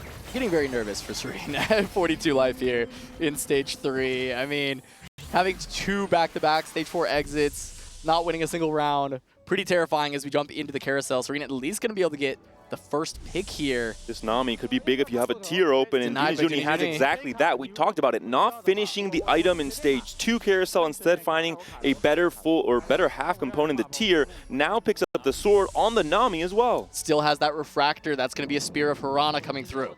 Oh, that's going to be massive for the Syndra. They also have a great tank setup in the Eldritch Vertical. Again, this is not a line that we have actually seen win out games, but it's always going into the top 4. For Lee Sao, we haven't mentioned it, but Giant and Mighty, a really big pickup, one of the best combat strength augments in the game alongside the Golems. As you mentioned, Cass, a great call. The Spear of Hirana is online, double Rage Blade here as well. An incredibly strong setup for the Syndra, and 5 Mordekaisers already. Dooney also going for a little bit vertical Eldritch, finding an Eldritch emblem throughout this game. It's going to be nice to be able to potentially just even go to 7 Eldritch in this spot. Continue to get that as the front line. 6 Mordekaisers for Dooney Judy. This game, though, we do have to point out Wolves in a much better position because they have 2 players that could potentially win out. Lisa, massive win streak with the support golem, and YGQF also on that portal route. So both of them having very high caps. Even if something does happen to Saren and he never finds that Gargoyle Stoneplate Radiant version, they still have a chance. I'm curious if there are any other items you might be looking for in terms of not just the Gargoyles, because obviously waiting for one particular item, it might take 30 round losses until you find it. I'd be willing to settle with something like the maybe the Adaptive Helm. That version of it gives you a lot of resistances, but you want to make use of the Druid trait that gives you 30 bonus. Oh, but this could be the answer. Good enough, yeah. But now we have no tank items or components really right now. The Wukong 2 has been found. You're going to have to hope that Wolves are going to play fair, going to play nice when it comes to giving you at the very least 1 cloak. I mean, the master plan here ends up just being Jinx Wukong, which has just been very underperforming throughout the entire event so far. 6 Jinxes, 20 gold remaining. The board maybe is stable at this point, but there are some boards out there that are quite strong. Serena has rolled quite a bit of gold. Oh, and this is a big problem about it. Oh, it doesn't quite get there. The Wukong line is very weak against something like the multi-striker that has a full melee front line, can wrap around your solo carry. If you knew that Bintum was in your pool, you really needed to move that Wukong one hex to the right. And T1 seeing the same exact player having trouble in this game too. As a competitor, you know, being cutthroat, they have to be a little bit happy because it is going to be hard mentally for Wolves to get organized, to stay mentally resilient, saying, hey, it is okay, Serene, you can still bounce back, you can have a massive roll down. I think T1 is even more interested in holding Wukongs and trying to doom the team spirit in this game too. It's actually kind of funny. I haven't seen any Wukongs being held yet. Jinx just not on anyone's radar. And I think they looked at the stats and said, you know what, guys, it's okay. He can play it. He's allowed to play it. That's There's fine. no Radiant Stone Plate. We're good to go. Look here at Bintum's board. Back to the multi-strikers. It's been a minute since we've seen Bintum on this line, but he did have a phenomenal game early on. I believe against Weibo, where he was able to basically carry his team with some really solid positioning playing this line. The TG potential here is big as well. The Warmog's a little bit less so. The belt component's not ideal for the multi-striker line. 2 off of the Akali, and the rolls are coming through now for Bintum, trying to once again maintain the 6-win streak into this stage 4. it does look like Bintum is much further ahead on the multi-striker line. The Akali, like you were talking about, already online, and also has the Callista here. And looking at the golems, I do like the I'm a carry golem a little bit better right here compared to the contradiction golem on the other side. Mordekaiser 3, 7 Eldritch, scaling the summon that much more, allowing the Radiant Spear of Hirana double Rageblade build to scale into infinity every single fight. Dooney is absolutely a win-out threat. He's got Syndra 3, Mordekaiser 3, the 7 Eldritch. Look at the big bear coming down onto the board. Look, you're looking at Wolves. I think a bear is a little bit bigger. And there's so many win conditions for him here. He's also going for the Neela 3 at the same time. A massive bear coming down on this board. Well, YG, unfortunately for Wolves, Serene goes down and they can't win against Dooney Juni. That win condition is going to get very, very narrow. They will have to blow out the rest of T1. Big roll down coming through though, looking for the Rise, looking for the Prismatic Augment coming through. We know, of course, the Portal Prismatic Party, which means that all of a sudden you have your last chance to find either economy or combat strength or an alternate win condition altogether, especially for this Portal player. Finds the very early Nora. Do we get the Rise upgrades? For now, the answer is no. Only one Rise right now. Already has 8 Portal on his board, especially with the new recruits, is able to fit in a lot of supporting traits in the Shapeshifter and the Vanguard. Blaster going in as well. SCSE is turning the corner. This is a very strong win-out line. No Diana, unfortunately, on the roll down. One of the ways to really cap out this Portal line even more so, especially if you find a Diana 2. If he would have found even Diana 1, he could have also just committed items to her. Now, maybe without finding it, he has to look about different itemization altogether. If SCSC can keep this rod open until the carousel, also it creates a win-out condition from finding a spatula. Wolves are back, boys. Serene finally won a round. We did it. And Bintum has hit Akali 3 with 3 items. Maybe the Warmogs will be impactful in terms of having her survive the damage coming through from the Rise, from the Nami, allowing her to finally assassinate those backliners. And it should be a clean win here. Can the Krug do it all by himself? The answer is no. So many powerful players on the side of T1 right now. They really played for a very slow game plan. 8 Portal on the board, 3-star Syndra, and then of course you have the double Triforce Akali 3 roaming around. On the same time, we just don't see the same level of power being matched on the side of Wolves. Still struggling to hit a 2-star main carry on the Rise here. Not so sure about the Ezreal 3 plan. I haven't been a big fan of this unit. Just trying to get more and more value from Portal as a trait. For now, only the Rise 1 holding not just 3 items, but a Radiant item as well. So the upgrade on this unit will be so important. Did hit the Taric 2, but he has no items for now. Just a Bramble, actually. Yeah, SCSC very low on gold now, down to 5 gold on a big loss streak. 8 Portal is online, but as you said, there's not a real carry, right? The Rise is just Rise 1. Nora 1 is just not quite enough damage just yet. However, SCSC very, very close to having this board be at its full potential. So clutch. Shelty goes down even with the 7 multi-striker, and it looks like Bintam is on the same game plan, just further ahead because he hits the Pyro emblem for his Callista.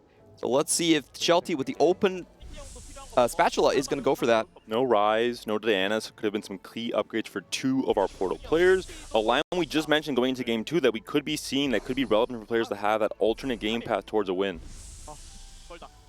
Bobe now falling really low for Lost Streak, but he is going to deny critically, I think, the bow away from the side of the multi-striker player on Wolves.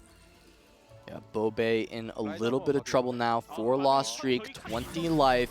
Looks like Serene has stabilized quite a bit, so Bobe going to have to try his very best to avoid this 8th place. Look at this setup from Duni. Zuni was already incredibly strong. We looked at his board on 4-1, but he's found the Giant and Mighty, making this Mordekaiser even more of a threat. Nila 3. I think gonna be maybe the player to win this lobby, at the very least to contest that win-out moment, to, again, harvest the HP of his opponents throughout this stage 4, maybe his teammates as well, to be honest, depending on the matchmaking.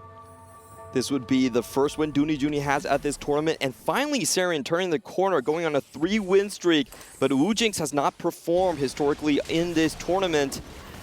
The matchup of the Titans, Mordekaiser versus Wukong. Currently, though, the Wukong is 3 items to the Mordekaiser's 1. Double Gargoyle coming through. This is actually the optimal setup for this Woojinx, right? You've got this Radiant Ginsu. You've got these 2 stone plates for the front line. So for now, Serene should be the most powerful person in the lobby. Question is if any of the melee players can find some wrap and get onto the Jinx. Can't believe 3 costs might be carrying the day here in our finals. The meta always evolving more and more. Also, some players going for Ezreal 3 at the same time. So, a very interesting turn of events. A TG pickup here. Diana was found, skipped over, found again.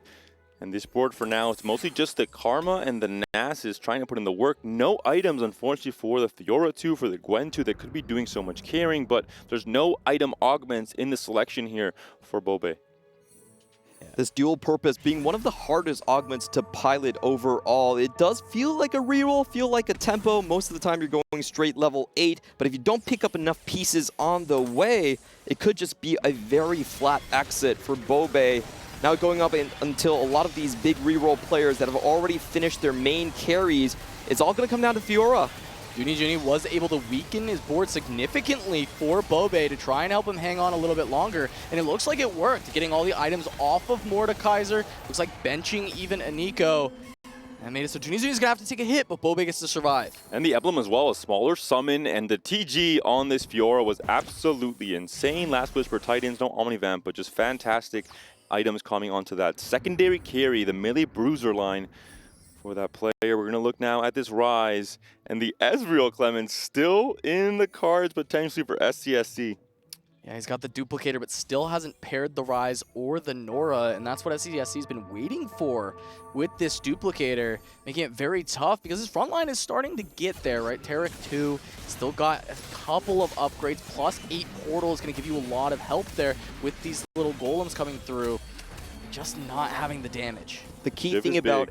Oh, go ahead. The 8 portals is you just get the extra items for your tank line, and means that your Rise can actually scale up a lot harder. Whenever I'm playing Portal, the most important thing is just build all of your items on Rise, rely on the Portal to itemize your frontline tanks, and scale up later with the attack speed. If duplicate the Rise wants to roll, considering there are a few things to hit here. The Ezreal 3, first of all, scaling the portal a little bit more, as well as that Rise 2, but finally duplicates the Rise, wants to try and go 9, try and find those legendaries that end up capping this board that tiny bit more, become the win-out player, Diana, Nami specifically, and of course, the Nora 2, still big upgrades to be found.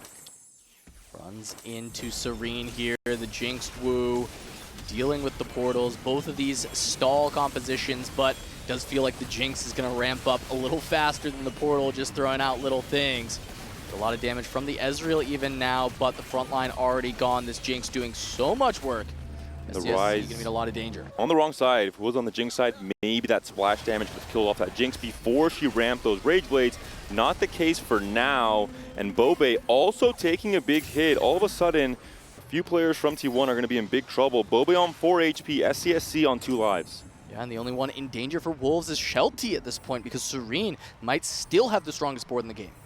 Absolutely. It's crazy for Serene. 26 lose streak on this series, turns the corner, goes into a 6-win streak. And going on the composition that we really didn't think too much of, the Wu Jinx composition, one of the worst comps earlier on, but because there's so many resources in the game and there's people taking out Ezreals and Mordekaisers, it actually became quite efficient to hit. Looking at Bobe on his last life. Can this Fiora put in the work? Titans, Last Whisper, Preserver emblem onto her. Callista on the opposite side, still 1-star. We haven't found the up here, but there is a Radiant red buff, the Crest of Cinders, trying to put in that work. Fiora finally comes onto the Callista, and because of the low HP on the 1-cost unit, she's able to clean up. It's just down to the Kassadin, the 1v3. The Karma does her bit. The DOT is on, and Fiora cleans up. Shelty now down to 1 HP. Such a huge win for Bobe. SCSC also going to take a big hit. If the T1 players can hold on and send Shelty 8, it's such a huge boon for their team. It's time. It's the Ezreal 3, yay! The Ezreal that was rewarded for winning that last fight in Stage 2. That's why he's hung on to him for so long. And hey, he gets a Shojin as well. I'll be honest, I would much rather put the Ezreals in the pool and make sure the Wu Jinx player doesn't hit as easily. I feel like that's too probably late. a It's too better late use for of that, money. Clement. All right, well, Bobe and SCSC in a lot of danger. SCSC not having the itemization here yet, going up against Dooney. Dooney not able to weaken himself this time, and I think that's going to be it for SCSC. But Serene going up against Bobe, and we do have the Jinx being taken down immediately. Gwen, you were talking about the Gwen AI, Panda, but it looks like it might have carried Bobe to surviving another round. The Gwen just tearing up the backline. And the Gwen is not done yet. Snip from left to right. Every backliner taken down. The double crown guard shielding her, making sure she doesn't int at the beginning of the fight, and then all that extra AP allowing her to clean up house. And still tough for T1. SCSC does go out in 8th, but Shelty going down in 7th. Bobe holds on for at least a 6th here.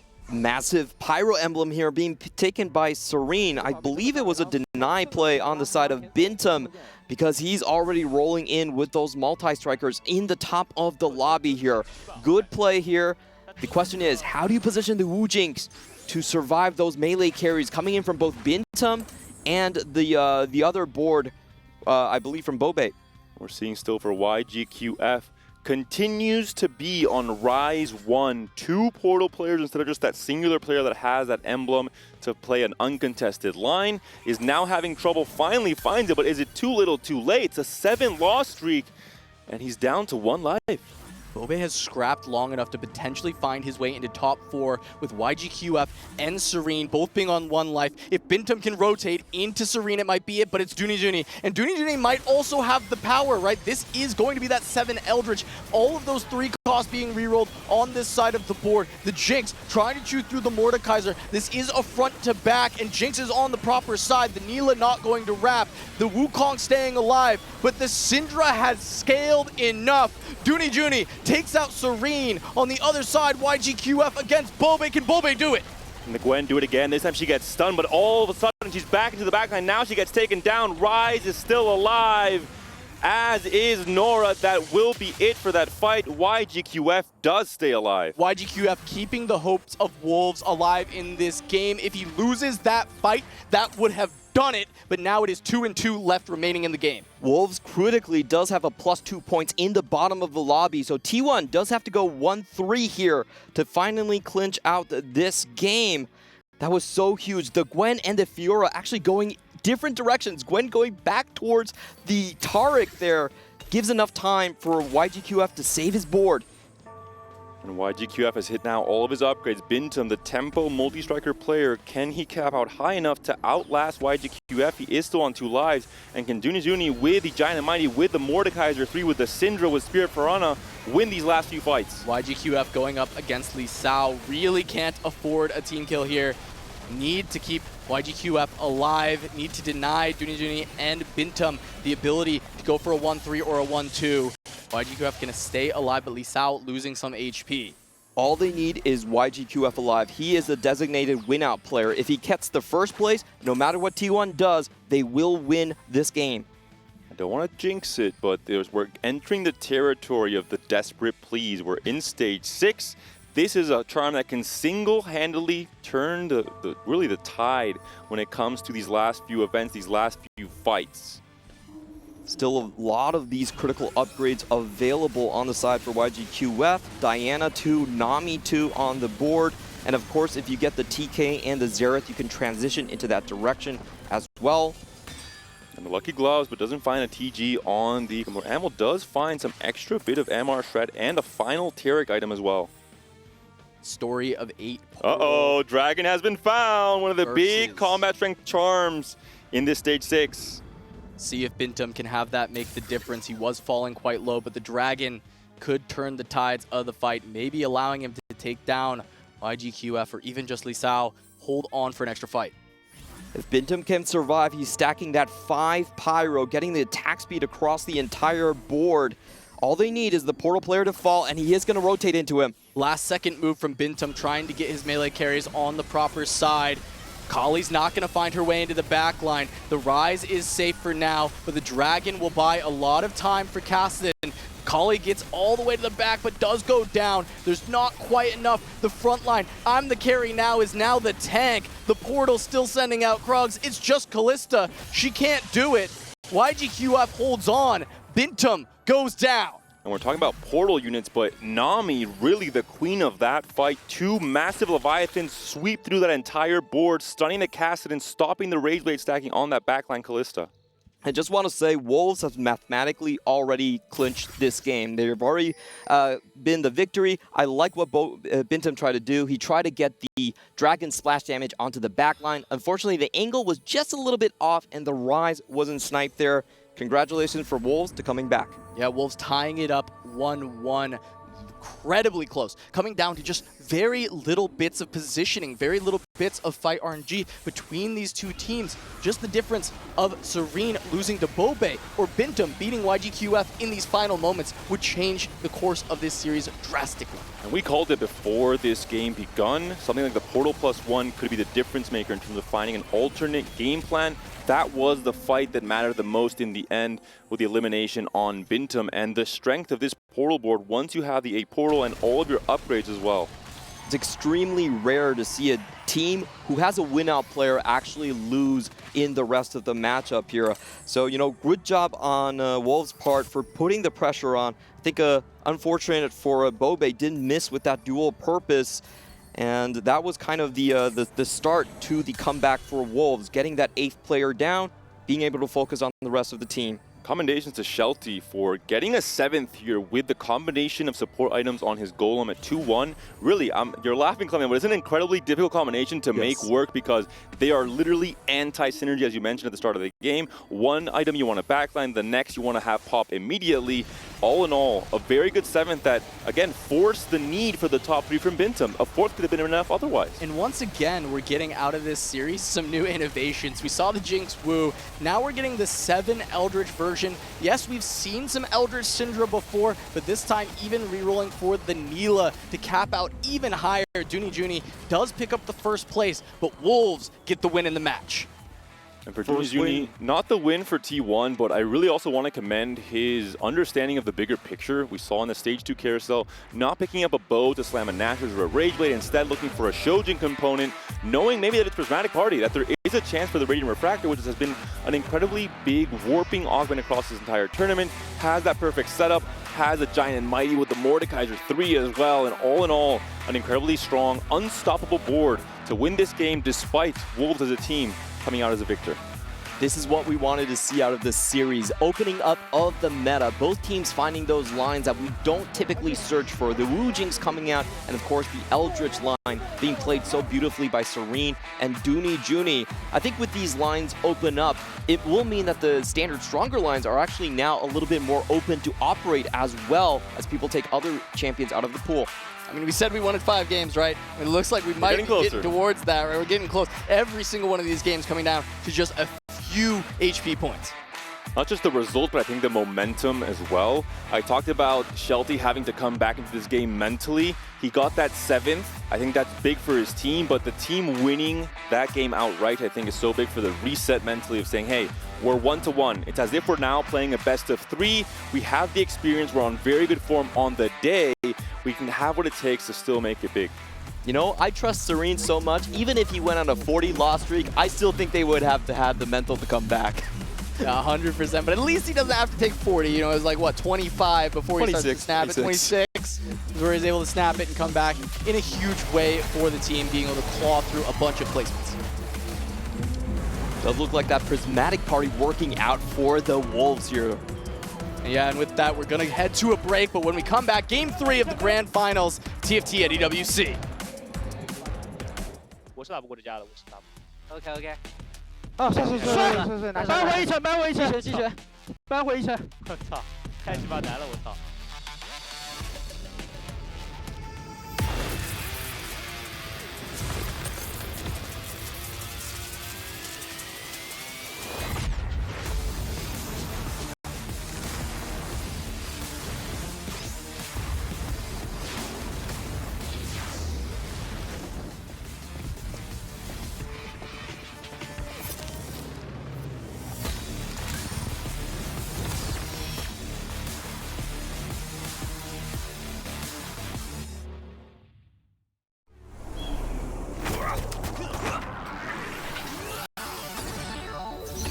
Ready, set, go.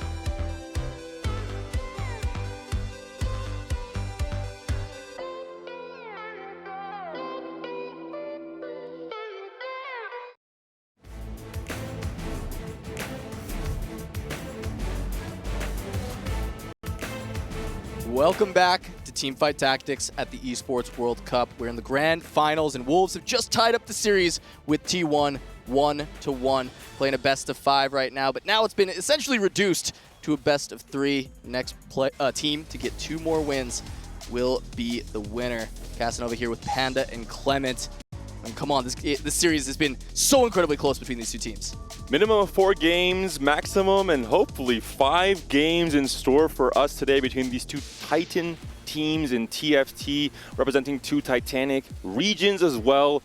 CN for Wolves, Korea and APAC for T1, and just some superstar players making some big plays, of course, with the help of the prismatic party, making it so that we really elevated the tempo and the overall board strength that we had in those stage 5 and 6 boards. And I just can't believe how scrappy this game was. It was decided in the bottom 4, where Wolves got 2 points in the 5th and 7th placements. They didn't take the first, but it was enough. And this really goes to show you every HP matters. If you're a losing player, don't free fall. And a reminder that both of these teams have locked in $100,000 of prize money already, but the winner doubles it to $200,000. These are some of the highest stakes matches of Teamfight Tactics that we've ever had. Plus the potential $50,000 for the MVP in this finals as well. So a big deal for our TFT players. And one thing I really want to start to look at is, are there any more alternate lines left that we haven't already seen in this finals or in this day, really, in this day 4, Clement? Anything that comes to mind to you? Well, I have seen one from Branching Out that was really particular, but, you know, Panda's telling me not to talk about it. It's a secret tech. We're using it in set 12 camps. Okay, we're using it. Okay.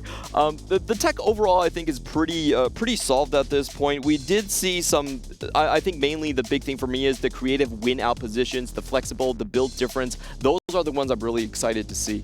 I would love to see another Golden Quest. I think it's great to see legendaries find their spotlight, especially in early stage 4 where they are so dominant, but especially so it's great to see the mechanical play from these top players. It's not just the strategy, it's not just the big picture, the 4v4 team play, it's the idea of hitting a Golden Quest, having a split second to see the unit and the itemization, and immediately rolling down infinite gold trying to assemble the comp that makes the most sense in just 10 to 15 seconds. Seeing Bintum going for that line was just absolutely majestic. He's one of the fastest players in the convergence right now.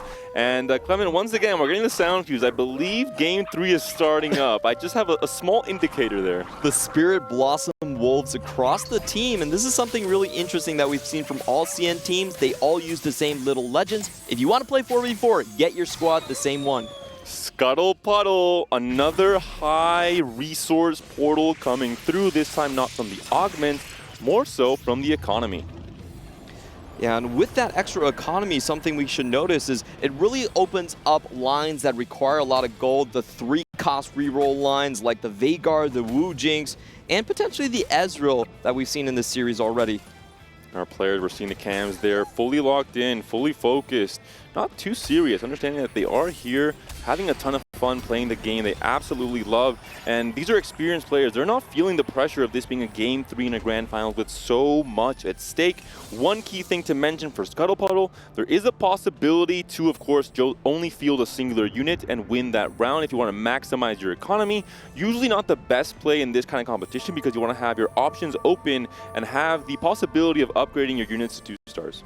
And we got to see what this increased economy actually will do for all these players. So, you know, we got to see some 3-star 3 costs, and usually you need a lot of econ to make that happen. But I do feel like the teams were not denying as much as maybe we would expect them to stop those 3 stars from coming through.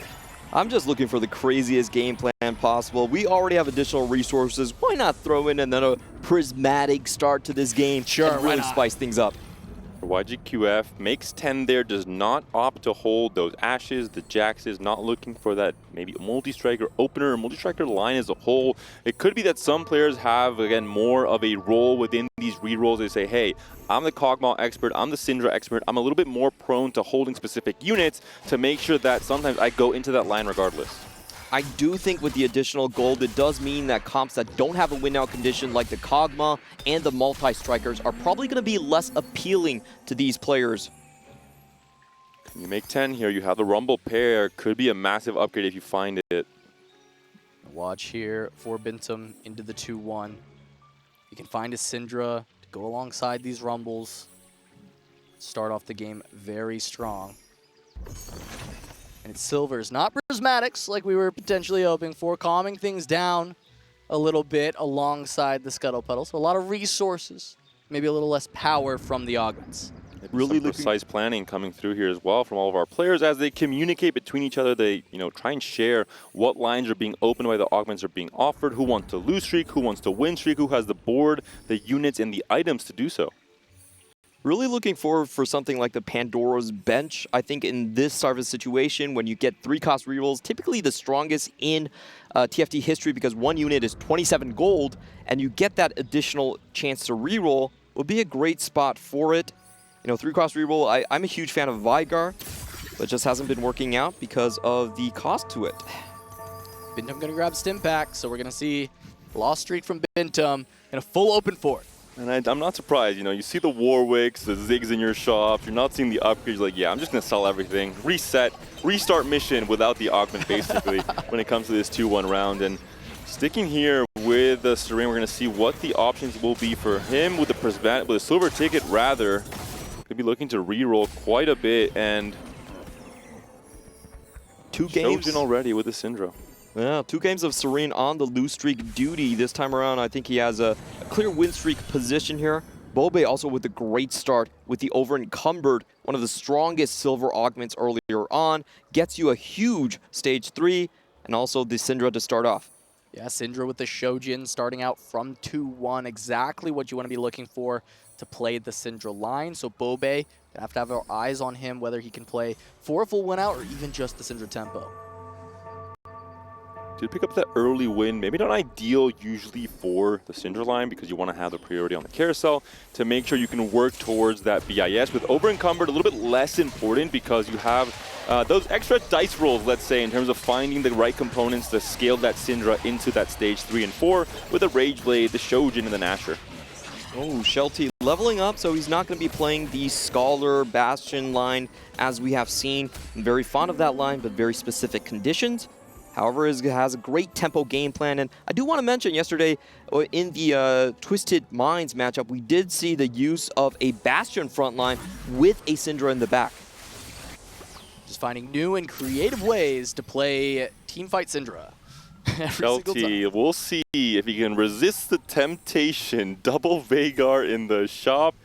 He's looking, he's seeing the Shojin. And he's thinking, am I going to play a Veigar reroll game in Game 3 of a Grand Finals? The answer on this patch might be no. He's already got a Vex as well, right? The setup's all there, and then he sells the Vex, so we're not going to see. He was talking to his teammates, and I think they talked him out of the situation right there. Quick little therapy session. Nope, no Veigar for you. Nope. Calmer heads prevail in this situation. Now we have 2 win streaks from the same team going up against each other. Looks like just a common Syndra game possibly from both of these. Yeah, we've got a team building, or an army building, the YGQF, trying to get that. It's a much stronger silver in this setup than it has been kind of historically, being able to just get 2 more of your 2 costs that you're re-rolling. And while that wouldn't be the most insane amount of value on a lot of patches, a lot of time you wanted to play it with the 3 cost reroll because it buys you a lot more of that gold. Since they're so contested, getting those duplications is amazing. And we're finally into, oh look, it could have been a Veigar too, punished for not believing. And of course, we know the Veigar BIS is the Shojin, the blue buff, and then the damage item. So it could have been a good option. T1 comms coming through, really trying to share, hey, let's grief this player. I need this, you need that. Let's try and make this work with our pick order. But all in all, I think the priority will always go towards Syndra BIS in this stage 2 carousel. Really interesting. SCSC once again on the Kog'Maw duty. I thought in a portal like this one, Scuttle Puddle, it wouldn't be as common, but he's still going to go for it. And they have the Golden Remover to shift items between the Tristana and the Kog'Maw. Yeah, there's the benefit of rerolls on these high econ portals of being able to just hit sooner. But also, as you said, the high cap is a struggle. But I guess they're accepting the SCSC will instead push the tempo, try and find a line and find it that it's open, stay out of the lanes of his teammates, just play for the best that he can. Bintum, full open. 50 gold, 2-5. Bintum with already 2 silver augments, the Stimpack and the AFK, it seems like.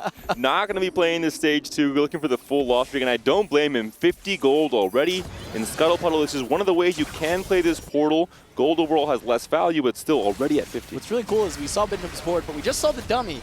We know that he knows he's open fort. He's not even looking at his board. He's going around scouting the opponent, scouting his teammates, and helping to give comms and context for the 4v4 game plan. Very fun to see. And I want to mention, this is what Bintum did at the Global Championship as well. Hard griefing multiple EME players to get into the finals. He's been doing that all the while in Tactician's Crown, so definitely very used to this playstyle. I mean, you really had to bring that up. I had already forgotten. I was best friends with Bintum again, but now I'm starting to think that he doesn't like my region, which makes me a little bit sour. But Duni, a player that has to be very happy. Once again, in a similar spot playing for the Syndra line, he did pick up a BF sword on that last carousel, so has 2 BIS items already. But these are the win-streaking players coming into the end of stage 2.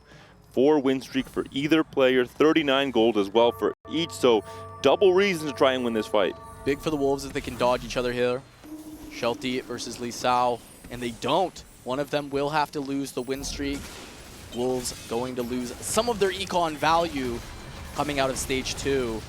Lee Sao having the Hui carrying right now, where it's the Zoe 2 on the other side, both with the Shojin, both wishing that their name was Syndra, and that's just not enough. the way, trying its best. It is just going to be that Lily in the front line being a little bit too strong, however. It seems like Shelty will be the one carrying the streak, but at least a good loss for Lisa. Shelty with a very good roll of items on that Lilia here, and I do want to mention this is before his silver augment has even popped, so playing with some very high caps, great ways into all of the AP lines, which are typically favored in the meta right now. Shojin built on the Zoe here. We'll see if there will be any augments at 3-2 that open up that alternate line with the portal. If there's any spatulas, for example, with portal being a craftable emblem that could come through in the stage 3 carousel. So once again open a line that many players are already in stage 2 because of the strength of portal as a 3 trait. I really want to see if we're going to get a repeat of Bintum with a golden quest. The perfect situation has appeared. Tons of gold. The right amount of augments here. Golden Quest on Scuttle is a little illegal. It is very illegal. It's a little messed up. One big thing to mention is that a lot of players think about TFT and they say, oh, you just high roll. That's all it is. But you have to be open to the high rolls. I guarantee you, Bintum, somewhere in his very big brain, he has the idea of, hey, if I hit Golden Quest, this is a really big high roll that I'm open to right now because I'm committing to this very greedy econ generating line with the Scuttle Puddle. It's actually a strategy in the 4v4 that I think has been more successful than people thought, is just leaving yourself open to some of these more like quote-unquote egregious high rolls, because they're keeping the door open on a player that maybe would only have a mediocre spot anyways, and now you get to turn it into that big first place that just wins the entire game for your team. A lot of players right here trying to reroll for the Syndra too, but neither of them hitting on the side of Wolves or T1. They're just going to have to make do as we have YGQF going into the multi-striker line. So I guess not a lot of players heeding to Clement's advice here. They're going for the low-cap reroll boards still. We talked about over-encumbered, feeding into that potential Syndra BIS. Very close to it. It looks like there for Bobe, who has now a 3-item Syndra. Just needs that upgrade, as do, well, maybe most of our players in this stage 3. Oh, a second silver augment comes through. Rolling for days, a few extra rolls, golden remover, a lot of items still on the item bench here. He has to now make some executive decisions in terms of where the direction is.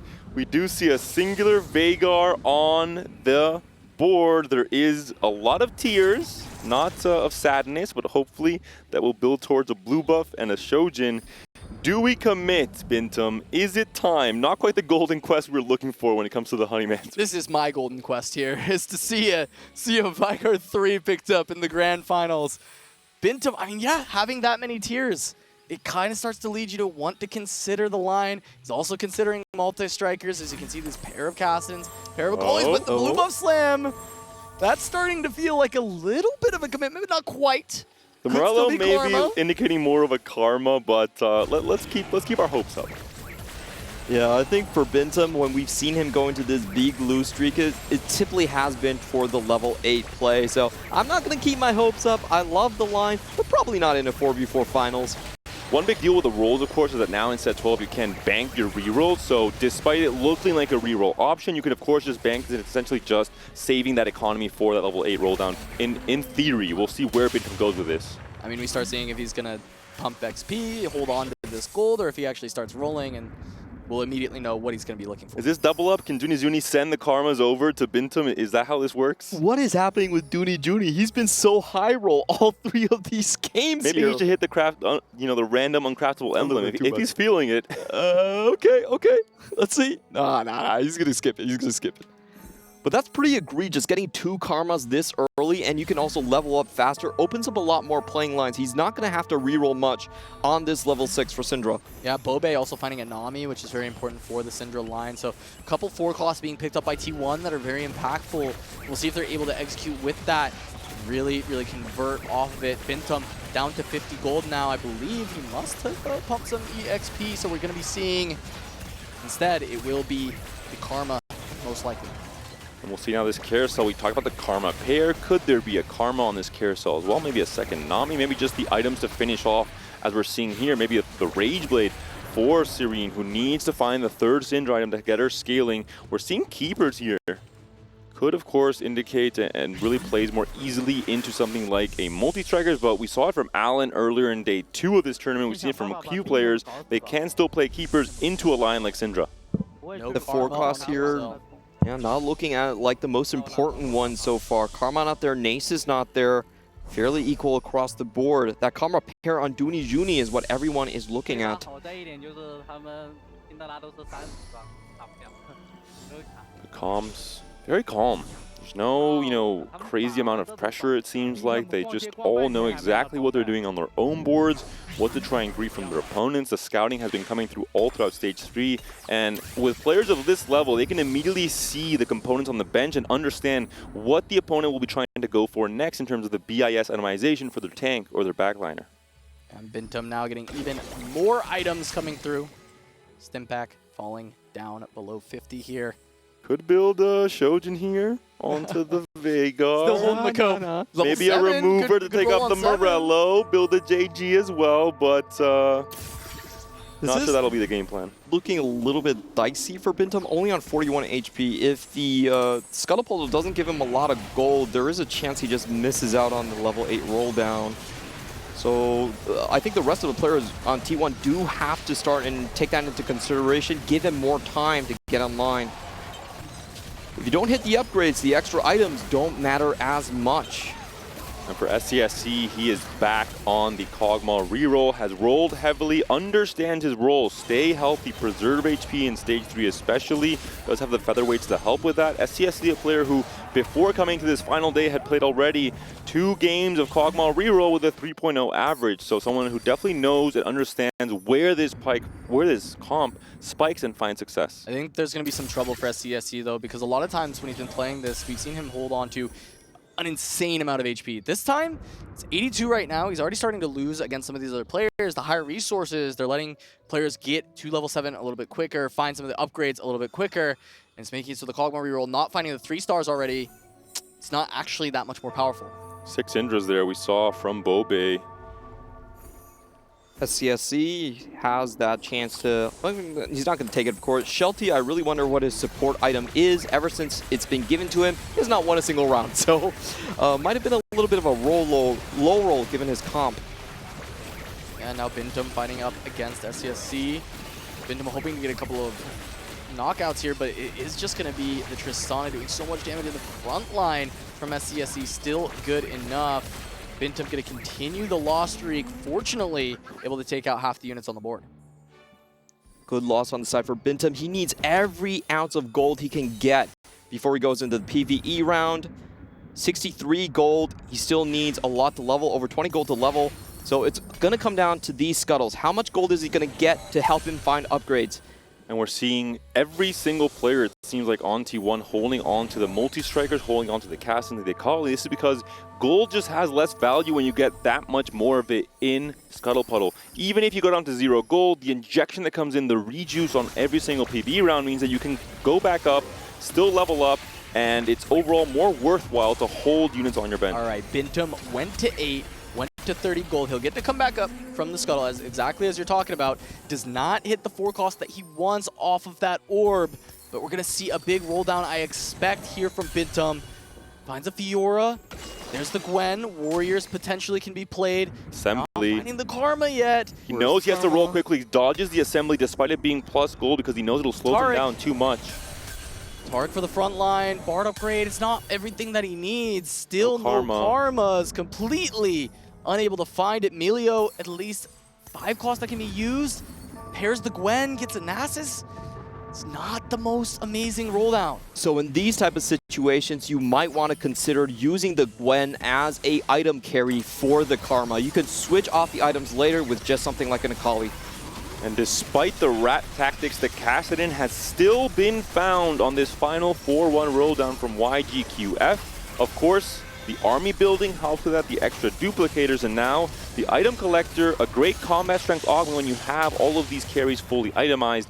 One final augment coming up at 4-2. What will it be for our players who really need to stabilize? Looking at Bintum in particular, the hero for this team is now down to 21 HP, and he gets a big chance to come back into the game with a prismatic augment selection. Silver prismatic, and he can either save Bintum or shut him out completely. So we're going to see what these choices are coming through. Bintum does take immediate combat power, getting extra HP on the board, but I actually think Prismatic is one of the worst choices in this situation. It's usually a lot of immediate power, and if you haven't hit your upgrades, it just doesn't count for you. Lee Sao, the other player rolling down on 8 here, in contrast to Bintum. Able to find a Callista 2. The Radiant Rage Blade is so big onto this Callista. We have a TG as well. And just the Tiny Titans buying so much more time for Lee Sao to do his thing. This is one of the strongest cap-out boards coming in here. If he can get the Camille online, the Arcana in. You know, Bastion Callista, typically not played because it's just too expensive in 4v4, but this would be the position to see it in. Yeah, Fiora even getting to the backline immediately here. Syndra not able to take things down. Juni, so very close fight. The Karma nearly being able to hold on for Juni. Big amounts of HP being taken away from T1 here. Wolves kind of winning across the board as Bintum once again in a lot of trouble. Very close fight.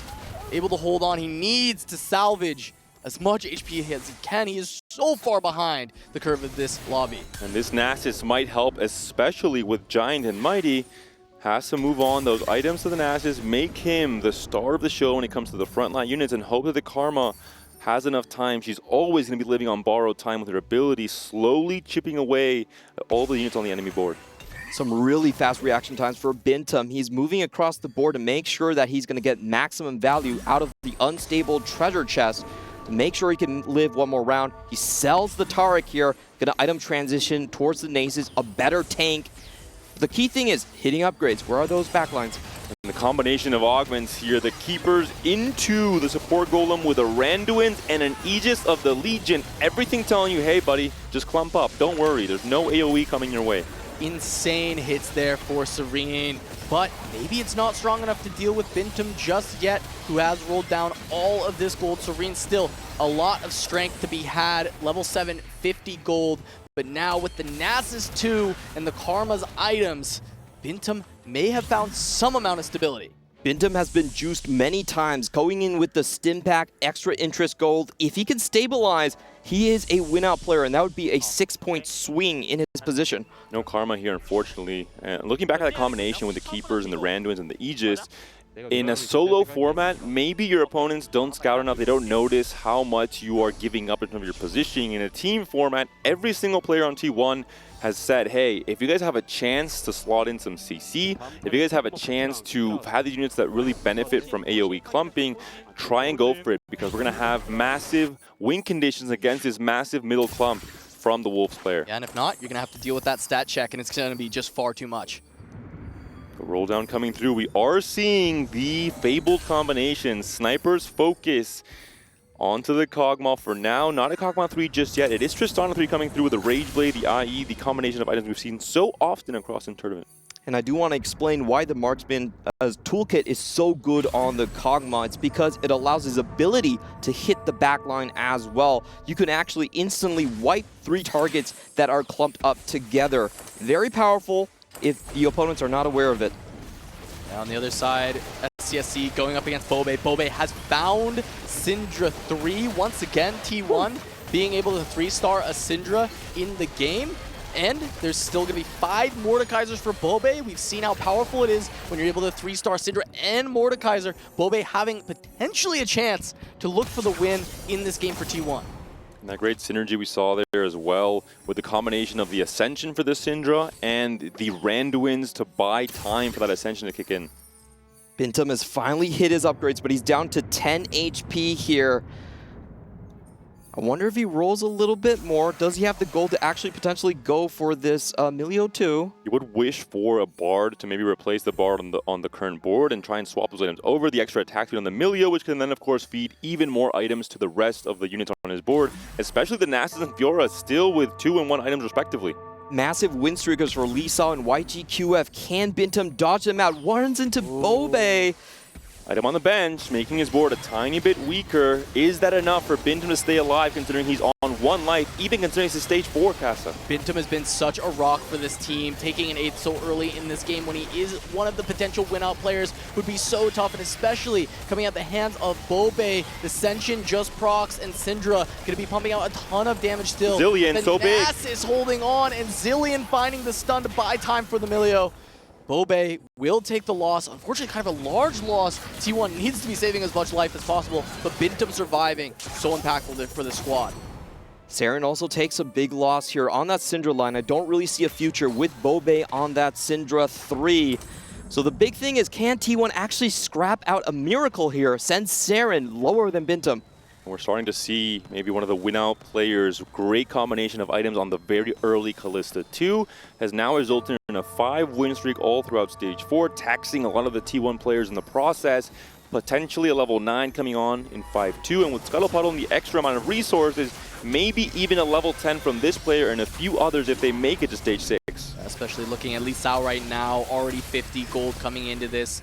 Easily can just pump up XP, doesn't actually have any other upgrades that you really would want to roll for on level 8.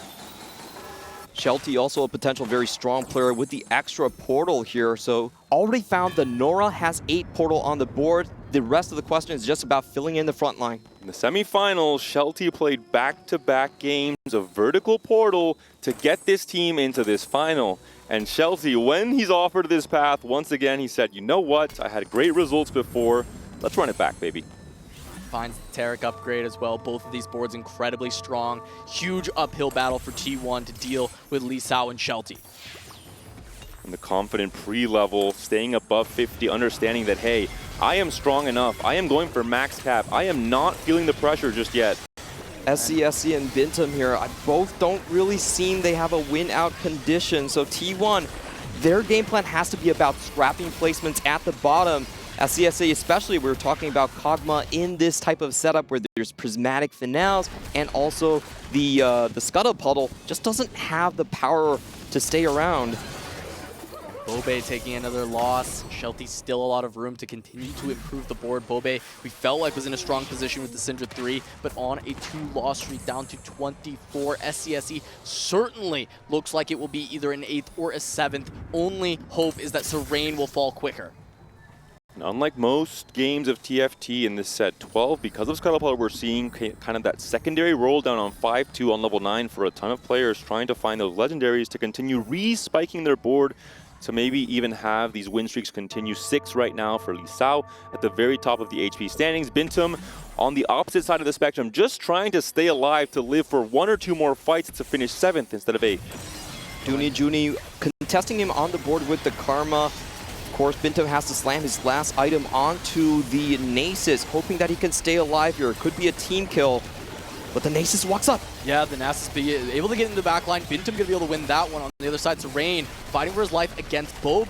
That Syndra 3 doing so much work, but the front line has been relatively soft. It looks like it's enough this time. Serene going to take a huge hit. Woo. One of the Wolves will be going out first. Bobe and SCSC doing enough to stay alive in this game and try and keep T1's hopes alive as well, but still 3 T1 players in the bottom 4 in danger of still dropping this game. I'm still so impressed by T1. Bintum has been hanging by a thread ever since the last stage, but still able to make it all the way to 5-3 because of his teammates recognizing they need to keep that win condition alive. And despite the 10 HP for Bintum all across the last stage, I'd go as far as calling him the hero because it matters so much to finish 1 placement above, to outlast your opponents even if for a moment, and it all comes down to those small details, what units to buy and upgrade, where to itemize, how to position as well. Bintum again going to be fighting up against the multi-casters, or multi-strikers this time, and the Karma is on the same side as the Kassadin. The tanking from the Nasus has to be huge here, but the Kassadin will be going to this Karma very soon. Kali. Kali's already there.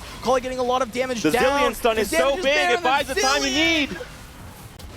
A massive win for Bintum, stays alive once again, and Casa, please don't say multicasters once again. The PTSD came rushing in. Immediately. Kassadin I love, the multicasters maybe not so much. Oh, it was terrible, terrible, terrible. SCSC though takes another loss. We do expect him to be the next person to fall in this game. But Dunizuni and Bintum trying to hold on a bit as YGQF could also go down for the Wolves and open up a chance for T1. Massive for Bintamir as he finds extra items for the Fiora. Only the Bloodthirster on his secondary carry so far, so he's going to be able to juice up a little bit more.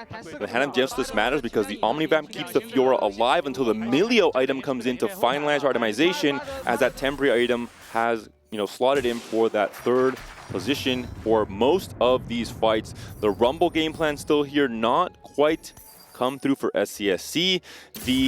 As we know, I think the player that's almost always playing into this Kog'Maw line, he's done his job up until this moment. He's taxed many players' HP, but this max cap is never going to win lobbies. He just needs to stay alive for 1 or 2 more rounds longer, just like Bintam. And it's going to come down a lot to how this Kog'Maw is going to roll with that Fishbones. It doubles his attack range. If it can get into the back line, there could be some chances for Miracle wins. Facing off against Dunizuni, we have to watch where the Kog'Maw goes. Trying to get the hits onto the front line. It's a lot of power there. We see the cast coming through. Almost takes out Karma immediately. Looks like the Kog'Maw's doing a lot of work, but there's a lot of CC coming through. Now the backline is gone, so SCSC should be able to live. Looking on the other side, it is going to be Bintam versus Lee Sao. Can he stay alive even longer? That Callista's going crazy with the Radiant Ginsu. Bintam gets shut down by Lee Sao. He's done his job. He has the +1 over Serene. And that looks like YGQF has also been taken down in 6th. A very close elimination at the end there on that 5-5 fight. YGQF in 6th place, Bintam in 7th. Multi-strikers just not able to get the jobs done in this meta right here. And we saw the potential, the miracle team fight from SCSC, targeting the backline, taking out Karma almost immediately in the fight to survive. Dunijuni, SCSC, both holding on to 3 and 2 HP respectively. SCSC looks like he will get up against a Ghost potentially there, just the portal. Try to deal with that as Lee Sao versus Shelty, the 2 strongest members of the Wolves, carrying the team on their backs for this game, both playing for incredibly high caps. Dunizuni going to pop up back on the screen, trying to survive against Bobe. Could be another team kill coming through for T1. They've done a great job of keeping their low health members alive, but at this point, all of them don't have a lot of health remaining, and the Syndra is just too powerful from the side of Bobe. The Jack show is not enough. 2 players from T1 go down. SCSC in 5th, Dunijuni in 4th. And that will lock in the win for Wolves once again, it looks like. They were able to grab that. As we take a look here, no, they went 8th and 6th. It's not locked just yet. Bobe has a chance to win out. It's very close, but he can tie the points, and first place being the tiebreaker. Bobe can be the hero for T1 against Lee Sao and Shelty. The writing is on the wall. It's a 10 win streak right now for Lee Sao. Can anyone stop this player from completely taking over the game in Stage 6? It's one of the highest cap boards that you can possibly get here, and he still has a lot of roll to go here. Could fit in the Milio for Scholars, fill in the rest of the items, and also get a little bit more out of the Fairy. With this HP total, I would not be surprised to see him try and go 10 on 6-2 to try and really hit that max cap, understanding that he has so much extra gold generated off of the Scuttle Puddle. And Bobe in a very different position, level 8 and rolling for his life. He's the player that has to win it all. 1 away from the Mordekaiser. Maybe that's the out. Mord 3 with this itemized Karma and Syndra that's been stacking all game could give him a chance to win, but he's 1 unit off. Gets a little bit of a reprieve here against the Ghost board. I do expect him to take this one. And for Shelty, every moment he stays alive is a chance to grief Bobe. I want to see him hold on to all of the Mordekaisers possible. It's too late for the double treasure charge. It pops, but it's maybe not enough time. But all of a sudden, the surge comes through. The Leviathan from the Nami sweeps across the left side of the board.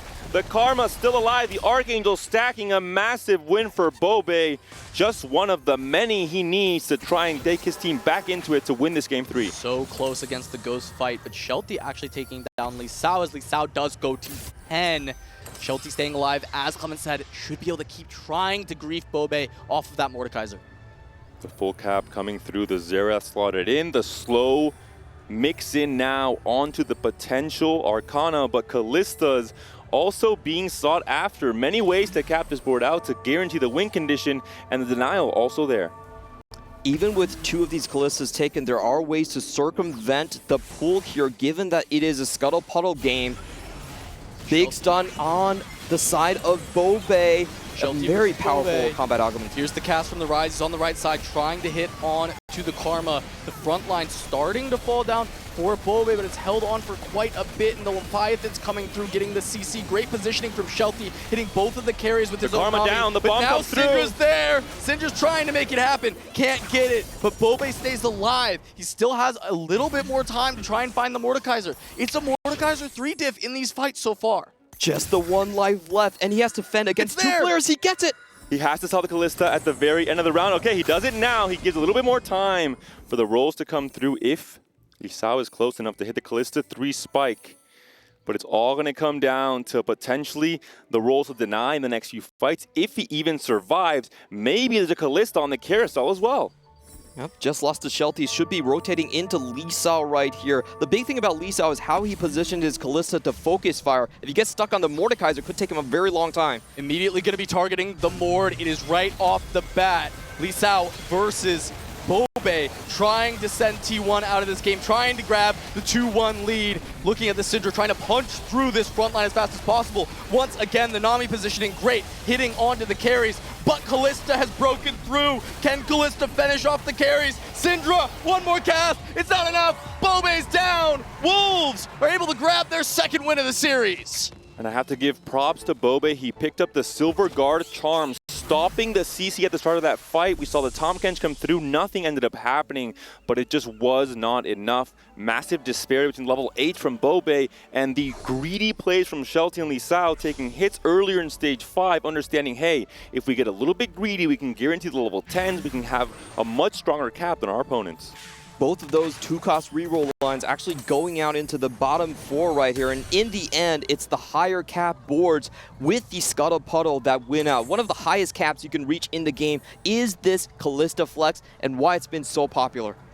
All in all, I have to say, the Scrappers on T1 did their job. They accomplished the +2 coming into that top 4 with SCSC outplacing YGQF and Bintam outplacing Serene. But in the end, it was the max cap players, Lisao, who really, I think, had that unstoppable board ever since the Callista 2 with the Radiant Rageblade was found at the very start of stage 4. He understood his board strength and he started greeding out since then to really ride that wave to level 10 thanks to Scuttle Puddle. Lisao, top 4 in the Inkborn Fables Championship. Once again, being the ace for his team that he has been all tournament long. Wolves, the underdog story, coming all the way to 1 game away from winning in the grand finals. And I just want to say how big this is for the individual players here. They're not the top tier Chinese players, but they might be the ones to bring home an international championship for them for so long. Ever since Dragonlance, we haven't seen that go back to the Chinese region. They're not the top tier players yet, but a win here will definitely put them right into that conversation with a tournament as prestigious as this one, a new format to figure out, an extra layer added on top on an incredibly difficult game that is TFT, and this team seems to have found the almost perfect solution to really mixing and matching the tempo game plans with the scrappy playstyle in the bottom 4s. Become the very best team in Teamfight Tactics for 4v4. Absolutely well done. T1 gonna have to go back to the drawing board and find a way to bring this back. The question is going to be about out-capping the other time, because this time around, Lisao played around the Radiant Refractor, got the win out. Can T1 answer with their loose streakers? Wolves on set point going into game 4 of the grand finals. You're not going to want to miss it. It's TFT at EWC returns right after this. 拿下！我操，再跟他发一波不敢想啊！他主要。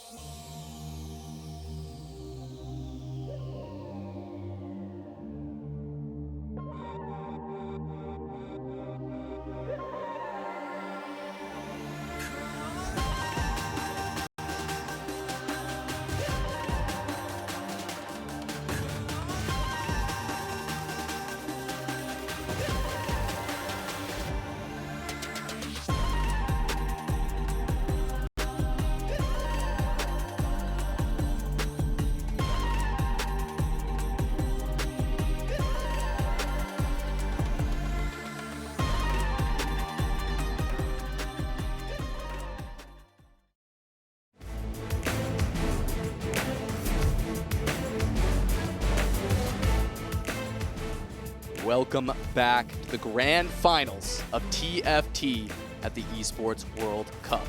Wolves have just taken a 2-1 lead over T1. One of the biggest underdogs of the tournament, now a single game away from being the winners of the entire thing. T1 started off very strong with a game win. Some of us thought that maybe it would be a 3-0 stomp, but Wolves, the Wolf Pack in total, said no. They said, hey, we are here for a reason. We've clawed our way into this grand finals. We fought our way through very tough opposition. And if we're here, we're going to try and push into that game. Maybe just the game 4 if they win this one here. But we all hope, and I hope the viewers at home as well, a game 5, because this level of TFT in a 4v4 setting in particular is, I think, just incredibly special to see. And a key part of Wolves' strategy is just throwing variants on the side of T1. They played the unconventional conditions a little bit better in the Prismatic Party and also the Scuttle Puddle. T1 now might be trying to tone things down a little bit, go back to basics, and not have these crazy games. Yeah, trying to find a portal with low variance this time around. Going to be big for T1. It seems like they've been outmaneuvered with these Prismatics, with the Scuttle, as you're saying, and just finding something like a nice 3 champions, something of that nature for T1 to try and pull this back. Especially considering that T1, I think, has really relied more than any other team on these very scrappy, tempo-heavy rerolls. Bintum played a lot of multi-strikers with all its different variants, including that Nyla multi-striker in day 1, STSC playing a ton of Kog'Maw, for example, taxing his opponent's HP, and then dying out, sure, not the high-cap player, but sticking out to that 4th or 5th. The moment you add 200 extra gold because of Scuttle Puddle, or you add the prismatic augments that add so much craziness, the portal +1s, the radiant refractors into radiant, Shoujins and Rage Blades, everything gets a little bit toned up. The rerolls no longer can fight against these 4-cost comps, the 5-cost comps that you're able to assemble. And that has been T1's playstyle so far. They are very surgical, but on the flip side, that also means being very delicate. I really didn't want to see them go into the Kog'Maw lines that we saw last game. I just didn't think they capped high enough. And now it's up to T1 to revamp their style. If they're going into another Prismatic Party, they need to be able to judge how the fight strength is, who the win-out players are, and they need to play more greedy to match the side of Wolves. See if they can turn it around, if they can come back from this deficit. They need to win the next 2 back-to-back. They are on their final life in this tournament. T1 back against the wall. How do they turn it around? Bintum has to be flawless in this game. The one thing I think both teams have to avoid is having this player that is going to have to gamble his 4-2 roll down, already being on a low HP total, already having that massive loss streak, because even if you hit, even if you stabilize, you have, an okay amount of luck and variance, it's very hard to come back out of that low HP. You're really only scrapping, and the moment you face that one win-out player, you're out. So if you're going to play the 4-cost flex line outside of the +1s, the golden quests, the flexibles, etc., you have to do it from a tempo-heavy start, from a high HP total, to then be able to sacrifice an HP to make it to 9, to hit that next cap. I just want to say the full loss streak players have not been doing so well this tournament. The only times we've actually seen it work is when a golden quest comes along, and you just can't hope for that augment every single match. Yeah, because even when Serene flipped that loss streak and it looked like maybe we would see that big run back, he still finished 5th. It wasn't like it turned into the biggest placement ever. We saw the same from Bintum in the last game.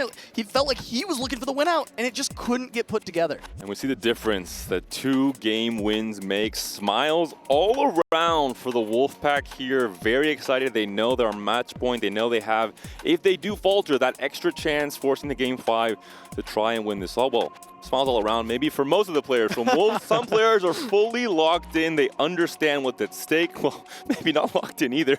They're trying to get locked in, let's say. I love how you're talking to day. like, he's so happy. Just the frown comes out. He's locked in. Do they hear us? I think they're just trying to make me look bad. YGQF trying to spite you right there. And I do want to talk about this player a little bit. His name does mean go fly bravely. Chase your dreams. Go and reach your potential. This is exactly the storyline for him. He's one of the older players at this tournament, and that's just such a cool thing to see from TFT. Players in the middle of their careers given another chance at EWC to make it into legends.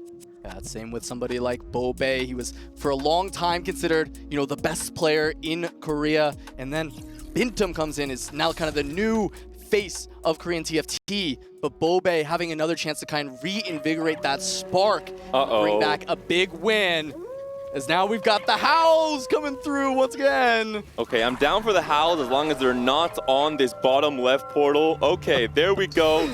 There is, still calm in the world. There is still justice. No trainer golems, no dice rolls to decide the outcome of TFT EWC. Game number 4, Wolves on match point. See if T1 can come back. Returning to something much more comfortable for T1, low variance TFT, and we have talked about their playstyle. Their composition is very scrappy. They have Dooney Junie, typically with SCSC, trying to hold the other players on the opposite side. Upgraded champions, a little bit of disparity, I would say, in terms of the one cost currently, their strengths as tempo options in stage 2 to try and go for a win streak, or how they feed into the reroll lines in terms of the ease of making it to those level 6 roll downs on stage 3. Zoe, Jax, Blitzcrank, those would be my picks for the one cost. Really slot in great with the portal, with the multi-striker, and just being a good overall tank. Looking at the early item drops for Serene, just have the potential for the gargoyles. You also have the glove, not having the early tears and bows that you would be looking for the Syndra, but also not even getting the Syndra drop here. Curious which players were able to find some of the high rolls. So we've got a Kog'Maw and a Blitzcrank for SCSC, the comfort zone for this player. I want to say the importance of Blitz in particular with the combination of specific augments, Mogul's Mail, maybe some components for a Gargoyle Stormplate. All of a sudden you have a very easy stage 2 in front of you, either through win streaking or through potentially simply having a lot of gold generation. Not the case for now. Silver augments coming through. Some scaling augments or some take your hands off the keyboard augments available here. A Bintum special maybe lining up. I love team building in this spot coming in from SCSC. You know, he's already on the Kog'Maw line, a line he's very comfortable on, but he actually rolls away from it. Mentorship instead for this line, so definitely looking for the Jinx later on, give the attack speed still to the Kog'Maw, and then finding frontliners that can still synergize with each other. As we do see, that's going to be the pickup. Kind of surprised by that as well. I felt like with having already the Kog'Maw and some of the rumbles, maybe AFK just to get more gold, or the team building, try and work from there. I feel like this is his play style. He's not playing for the highest cap necessarily, just to scrap away placements from the enemy team, so isn't so worried about reaching his cap as quickly as some of the other players. SCSC already played a ton of Kog'Maw in this tournament, just played it last game as well, has a lot of the key upgrades, not surprised, and has some great items as well. Could have slammed the Last Whisper, opt for the Rage Blade instead for stage 2, going to be more effective in these longer, more stalled out fights where there isn't much DPS just yet. Similar case for his teammate Bobe onto that Zoe. You have small optimization, not slamming anything until seeing the opponent, of course, going up against the teammate. Does not slam a frontline item, tries to let Bobe pick up a couple unit takedowns. We're taking a look at Bintum's board, going for the win streak strategy, and this is looking suspiciously like a re-rolls Vanguard or potentially Bastion Scholar composition. There's a Rage Blade Slam, though, which is a little bit unique, I would say, for the BIS, for the Zoe.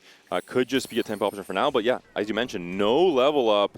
We also saw Spoils of War there from Lee Sao, a player who we just saw become that win-out player. Spoils, if you are playing tempo heavy, if you're winning out, could be so strong. And Lee Sao is actually going to be on the rescue here, so waiting for his support item to come in. Going to play for full loss streak. On the other hand, for Serene, maybe his loss streak is finally going to work out as team building is selected. It's just going to be about how many of those Syndra copies can he find. Yeah, I'm curious who that Spoils player was, because it was not Lee Sao, but I did also see the Spoils. And there it is, Shelty. Going to be the one who's got that Spoils of War and has that Zoe coming through, looking to try and find those wins, get that extra gold. Shelty going for the win streak, and with the Spoils of War, I do want to mention that you can potentially hit those small duplicators as well. So a lot of times, even if you're lose streak stage 2, you can come back big roll down stage 3 and continue with the reroll plan. Dooney, it seems like he's the player we've only seen play Syndra throughout this grand final series. For now, has not had that early Syndra start, despite the itemization being there for it. For now, the Kog'Maw will be the item holder. Maybe a Syndra on the Carousel. Not too late, of course, for this player to stick to what he's known and what he's comfortable on, what he knows is his role almost on this team. Loved SCSC's play throughout this tournament. He just goes for big win streaks early, and then he uses his HP to make his T1 teammates win out later into the game. He's willing to sell a lot of his board or just make himself weaker in order to make sure that that win out is here. Of course, he's playing Kog'Maw. We've only seen one Kog'Maw win in the entire tournament, and that has been in a blowout spot. That rumble hit early on, so great. SCSC able to keep Serene's win streak down here. That was a side that definitely felt like it was going to be able to kind of keep that up through stage 2. And the pre-level, staying under 10 gold, not making the interest gold there, coming to stage 2 Carousel, pretty impactful and really tells a story of what he wants to achieve for the rest of his stage 2. If his streak breaks, he might be in big trouble. T1 communicating once again, trying to start detailing their game plans, what items they need to build right away to stay relevant in the early game. Looking across the board, we already have our 2 designated Kog'Maw players coming out here. YGQF unlikely to leave the line given his Kog'Maw pair, and Lisa will be the full lost streak player. So let's see if T1 is going to be stopping him. This is something that T1 has been very diligent in doing, making sure that there are no runaway lost streakers. And the minor effect there working out for SCSC, gets 2 gold essentially. A duplication trick it looked like for the gold he used to buy the charm, and that helps him. Gets that little bit of extra gold to maybe recover his economy in case he does lose that streak. Someone who has no problem losing these fights, continuing the loss streak, is going to be Lee Sao. 3 loss streak, angling towards that multi-striker line. Yeah, YGQF we thought might stay in the Kog'Maw line, but instead pivots immediately to that Syndra. We thought the pair might be enough, but instead finding Syndra with Ginsu plus that Shojin. Was initially looking for a full loss, might still be able to maintain it here. And I love the item slams there from Lee Sao. Could have thought, hey, I have a Rage Blade slam, let's go for it. Goes for the Nashers instead, keeps the Crown Guard open as a way to have a 3-item Kassadin right away. The tempo-heavy approach with the Kassadin reroll coming into stage 3. Ooh, Bintum still on full loss streak, going up against potential teammate in SCSC here. Let's see who would be better served with the win streak. I actually think Bintum needs to gold a little bit more to keep the potential lines open, but he's actually moved off of the reroll, not really favoring the Scholar line in this position. Meanwhile, SCSC and the teammate, let's see what he hit. Frontline is still the same thing, but a core component here in the Jinx, opening up 2 additional traits in Hunters and the Sugarcraft. And mentoring a lot of her students here as well on this board. And they dodge each other. Huge for the side of T1, being able to have both of them continue their win streaks potentially into stage 3. Looking at both their gold totals, neither of them can really afford the loss on this round. Might be pretty close for Bintum though. His frontline already collapsing, that Poppy with the redemption doing a lot. Just the Jace remaining.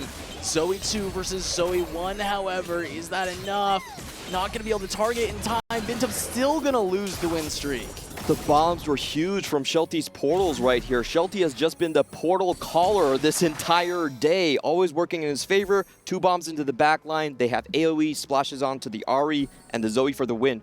Meanwhile, YGQF and Lee Sao keep their 5 loss into the stage 2 Crux. And SCSC showcasing his world-class ability to judge board strength. That early pre-level before stage 2 Carousel, the moment you lose a fight, your economy is in the gutter for all of stage 3. Successfully has that 5 win, gets the extra economy from the win streak gold.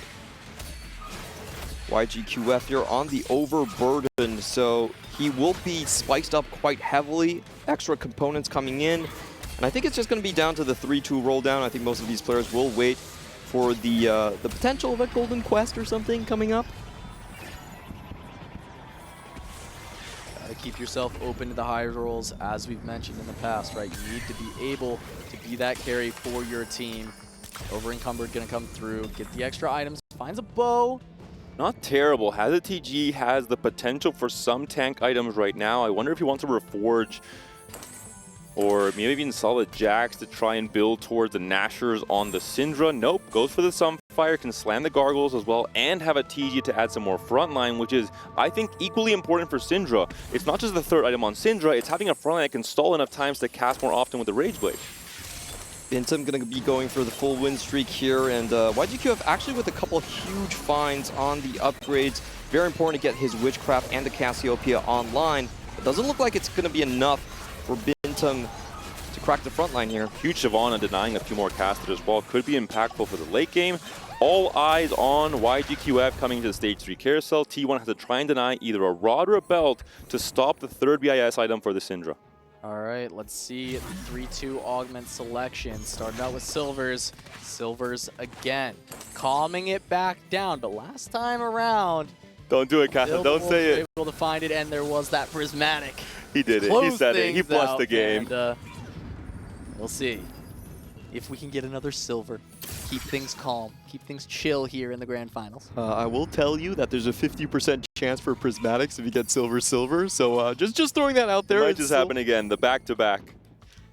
The roll down coming through. Syndra 2 is not yet found. There was a Fiora, but completely skipped over. YGQF walked in to the reroll line instead. And the Syndra 2, we've seen the problem here. You roll so deep, you don't find the upgrade which you think is pivotal. The only upgrade that you need to continue rolling for, and now you're stuck in this limbo land where you might continue the lose streak. You haven't found stability. Looks like he's just going to be scrapping out here. Does go for the Tinny Titans for 30 extra HP to burn with. But I agree with you. This board doesn't look like it has a high enough cap to really contend. We'll have to be into that 4-5 place like we saw in Bintum in the last game. And the extra HP means he loses Carousel priority. All of a sudden, T1 has a much easier time denying the potential belt or the rod to stop the third item onto the Syndra. Still looking to find the win there. We'll actually get it, break the streak, finally picking up a win. Lee Sao also breaking the streak, but SCSC still able to keep that win streak. 7 wins, Bobe on a 5 streak as well. T1 players being able to make a lot of gold, play very high tempo this game. Bobe's keeping his directions completely open at this point, just streaking with that Zoe and the Gwinsus. Could go into the Callista Flex like we're talking about, or entertain the Caston, which he's actually kept on board. Maybe even the portal line. If he finds a spatula on this next Carousel, had the Rage Blade, was already on the portal units right now, and had a few upgrades there as well. Both YGQF and Shelty picking up that Tiny Titans.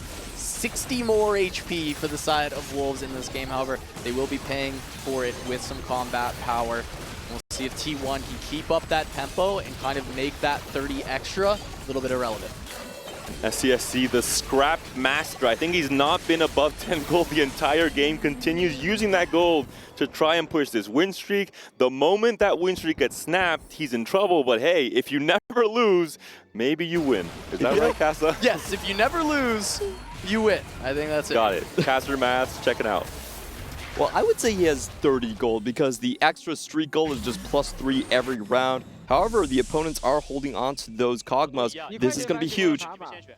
Oh, I heard a Karma there, and no wonder. A Karma with a rod there as well. The belt on the Vex. T1 has to try and push for them. Shelty there, we see, trying to go for the belt. What? They tell him not to.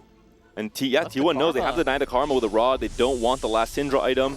For YGQF, he does get the belt though, he does get the Nash at the very least. Zuni gets the Karma with the rod. I feel like that's pretty solid for his spot. He's already playing around the Syndra, but he can still utilize this Karma throughout the rest of this game. Juni also looking like a scrapper right here. He's holding a lot of Cassidans just to keep his HP preservation here, but he's losing tons of interest gold for this play. It's a very unique kind of situation where I think he's just trying to drag down someone on the other opposing team. Finds a Nami as well, has the Ashe. Finally, she's sold, maybe starting to level up this board back into the more usual Syndra shell. We talked about Dooney Jr. earlier in stage 2 with the Kog'Maw with the Rage Blade. I said, is he going to try and force his way back into Syndra? The answer, as always with this player, is yes. He's back on the Syndra line for another game in his grand finals.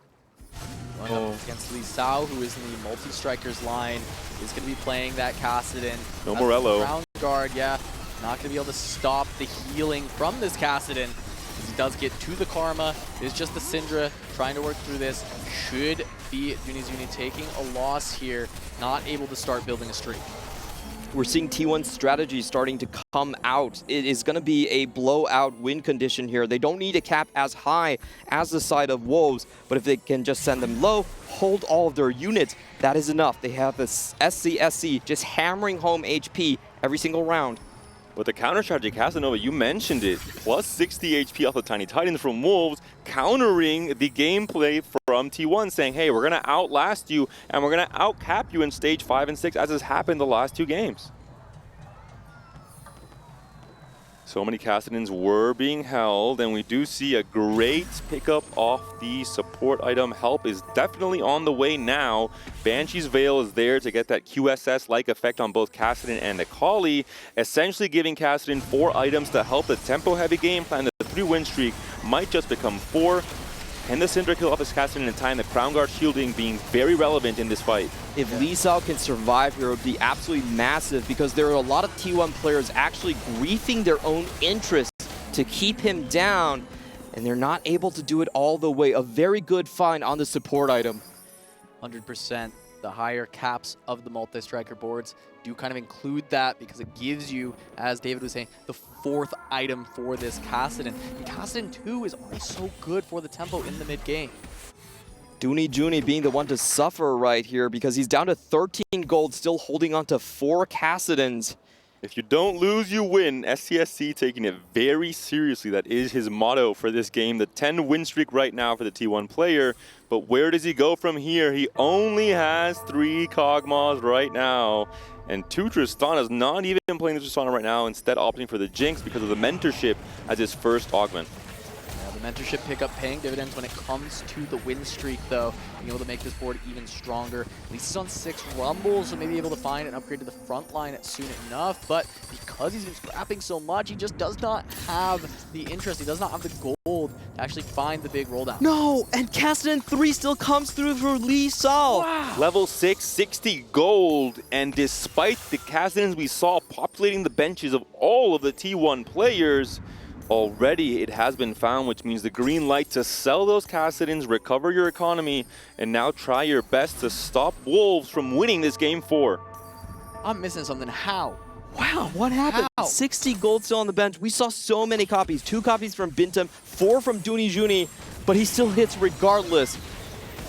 He only had 5 copies initially. I'm so surprised. Lee Sao Find that with so only much gold. 24 gold spent on rolls here. The third out of all the rerollers, the player who spent the least amount of gold, and he already has his 3-star, where we have players like SCSC who have only 3 or 4, maybe 5 Kog'Maws. Huge disparity in the variance of the rolls, and that means that all of a sudden, a new boogeyman has entered the fray for this stage 4. I was thinking, is this some kind of charm shenanigans or something? What happened? I don't know. T1 just, this throws so much of their game plan away because they actually spent a lot of money on this. And now, LP, the tempo player, making this fight work. Off of the support golem, we see there the circle formation. I'm really a fan of the pyramid more than anything else, but with this golem in particular, you have to go for the circle. yeah, if Shelty can get his tempo here, he is going to power forward with the Spoils of War, and he hits the Callista. Massive, because this could break SCSC streak. Actually, it's already been broken. T1 looking a little bit dire. This roll down from Bobe does not look good at all. Smolder Airlines are once again online. He will be learning to fly throughout this stage 4. We'll see if he'll accomplish it. But he's facing off against the Kassadin, and a huge wrap could come through here. Oh, it's going to go right. Multi-striker emblem as well off of the last augment. 7 multis may be coming in online, especially because Lee Sao had so much gold to now pump levels instead of continue rolling for his 3 stars. This is an angle where you can win out with the multi-strikers, right? 7 multi-striker, having the 4-item Kassadin from having that Banshee's coming through. I mean, it's so big. And Lee Sao is currently first in pick priority. Might not be for long. Could we enter the stage 4 carousel with a potential spatula open for a pyro emblem to hit that massive win condition spike for the reroll Kassadin? Lee Sao just massive here. Already on the 7 multi-strikers. The entire team of T1 can't help him to keep him down, and this is what Lee Sao has been known for. He's made a career playing these melee carries. They've come back to find him. There's a blitz. We skipped over the Jinxes and the Tristanas. There's only one focus here. It's the Noon and the Kog'Maw. Only one Kog'Maw necessary to hit that Kog'Maw 3. SCSC has to go up because he is now in free fall mode, but also is Dooney Juni. And he knew this was his match, so the Kassadin coming in, Casanova. Kassadin coming in. Looks like it might even be able to wrap here. Does hit onto the Rumble. Back to the center. But the Kog'Maw just can't deal enough damage to it just yet. There's not enough tankiness. SCSC gonna start taking a big hit, gonna start losing a lot of life as both Lee Sao and Shelty have just hit so hard for the Wolves. And if they can play from these spots, play for the 1 and 2, they will lock in this win for the Wolves. The No game plan spatulas. from T1 early on was just to keep everyone out, keep a blowout situation. But they're not able to keep Lee Sao in. Lee Sao looking at the Callista. We heard the call out, and there it is, the pickup. Another upgrade potentially coming through for the multi-striker player.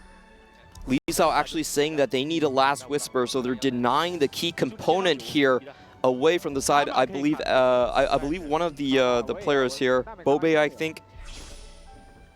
I'm going to start being quiet on carousels, Clement. I forgot that you can understand what they're saying. Yeah, I'm not sure I should be talking about it, but maybe I was just picking up on singular champion names and maybe a T1 player being called out here and there. Just gotta look once again at Lee Sao's multi-striker board. Very important for T1 to focus down Serene right now. Dooney Juni is already in free fall. He wasted too much of his early game trying to keep Lee Sao down. That has obviously not worked out. So let's take a look. Can Serene be stopped and scrap some points for them? And Bobe stuck on this Pyro line. I mean, we've seen it do okay when you Get all the hit 1 early stars in the enough. front line. Doesn't have a huge front line except for this Nasus. It's pretty much just the Nasus Varus show for this entire board. He needs to find all these extra upgrades, but for now he might still lose rounds as Gwen gets the back line. Every time we doubt the Gwen, she shows up. I'm going to start insulting my Gwen as every of my fights start in stage 4 and 5 because my goodness, Gwen will the never get on the snip back line. comes through immediately, accesses the back line, wins this fight maybe off of that.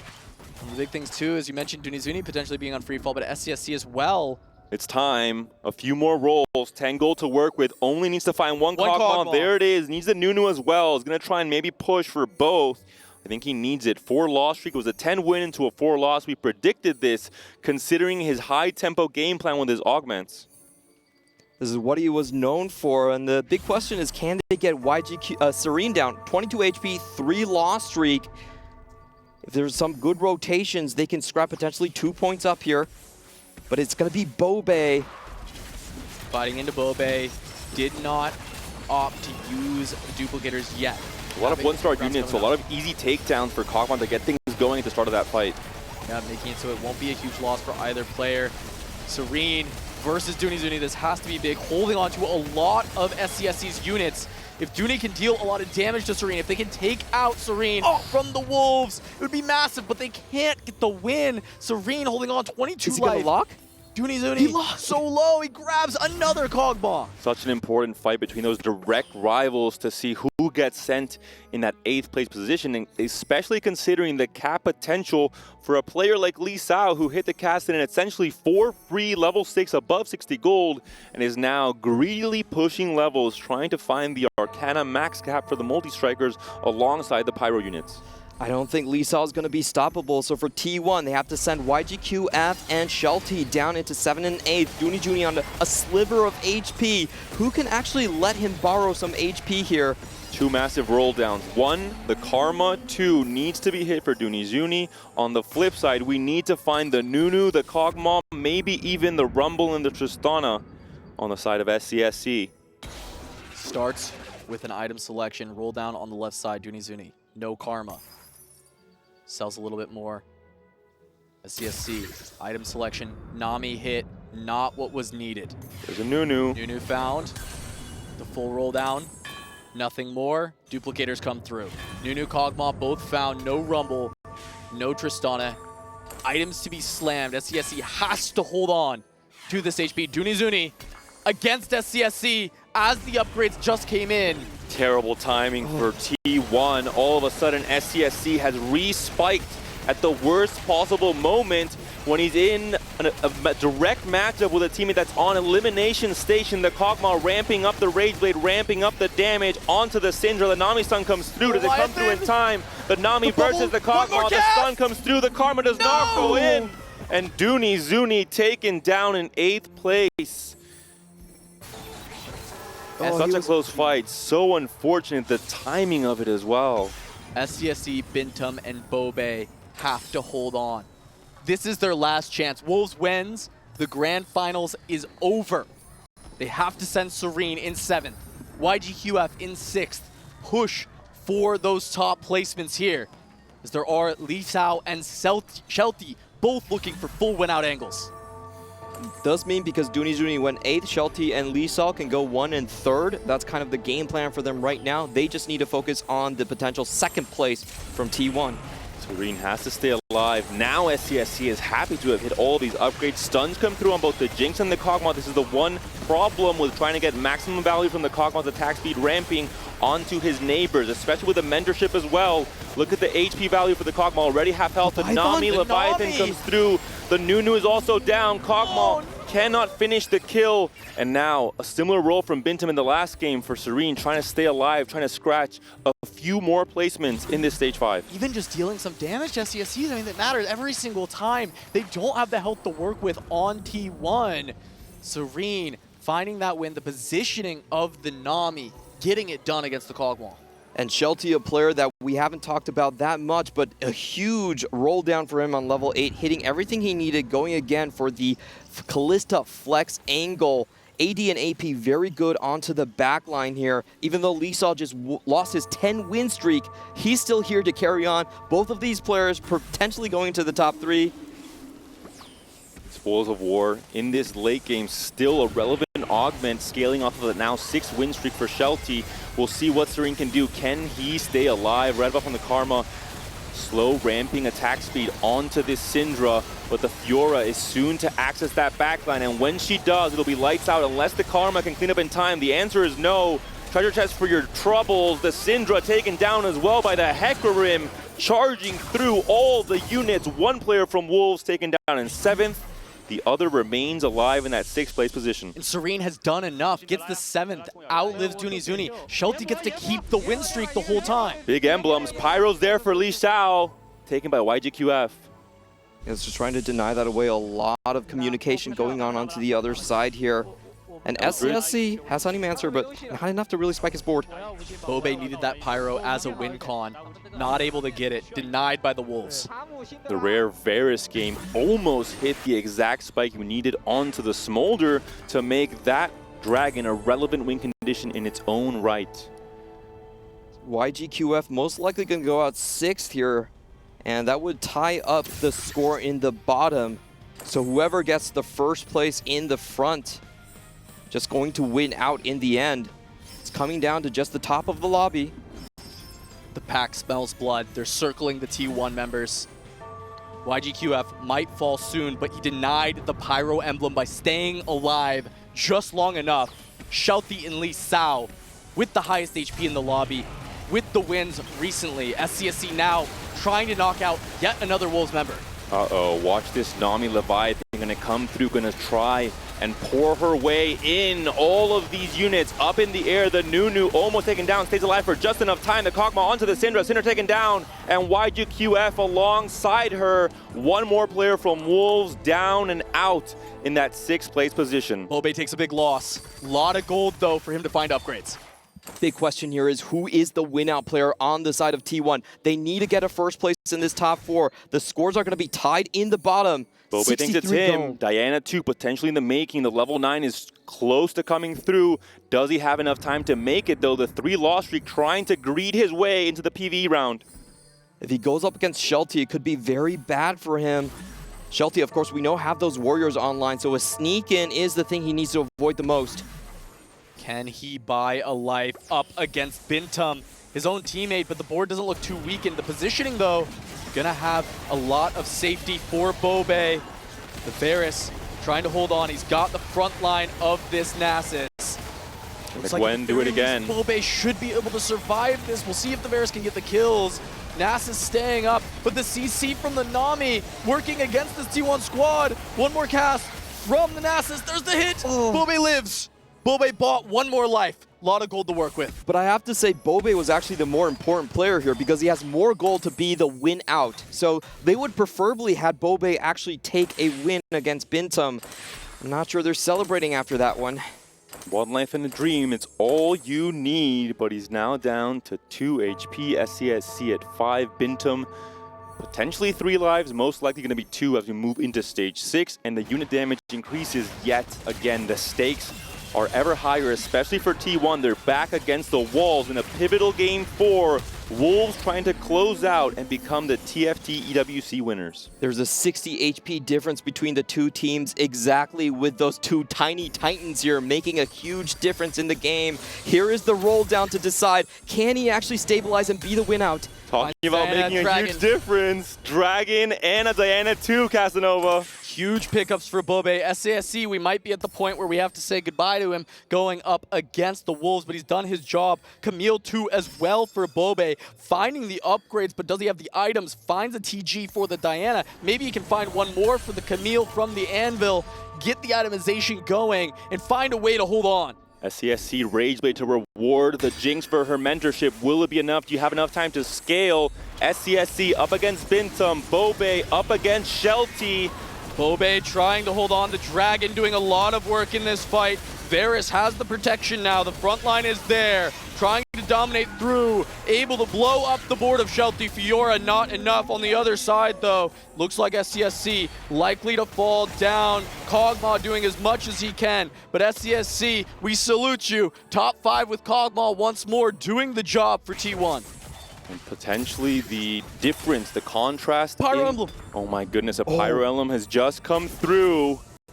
This is so impactful for Bobe in particular, who is already on this very rare Pyro line. 5 Pyro will be online. Onto the Camille with the Guard Breaker. And this is huge for Camille because she gets that 18% execution, which then means she can switch targets and get the true damage auto attacks off. If the positioning is correct, it could go directly into the back line. No Xerath for Lee Sao and 40 for the Arcana Cap. Denying some of the Camille's as well. Bobe has them, so Lee Sao cannot. The full itemization is there. Lee Sao trying to take out Bobe. We have the positioning. Cassie's already gone. Camille down for the multi-strikers as well. Bobe able to hold on a little bit longer. That's the Varus. One more cast. Bobe keeping this win streak alive, keeping the hopes of T1 alive. The difference in the silver augments the combat strength for item collectors scaling into the late game, whereas Tiny Titans offers you no combat strength whatsoever, only puts you in this position in the first place.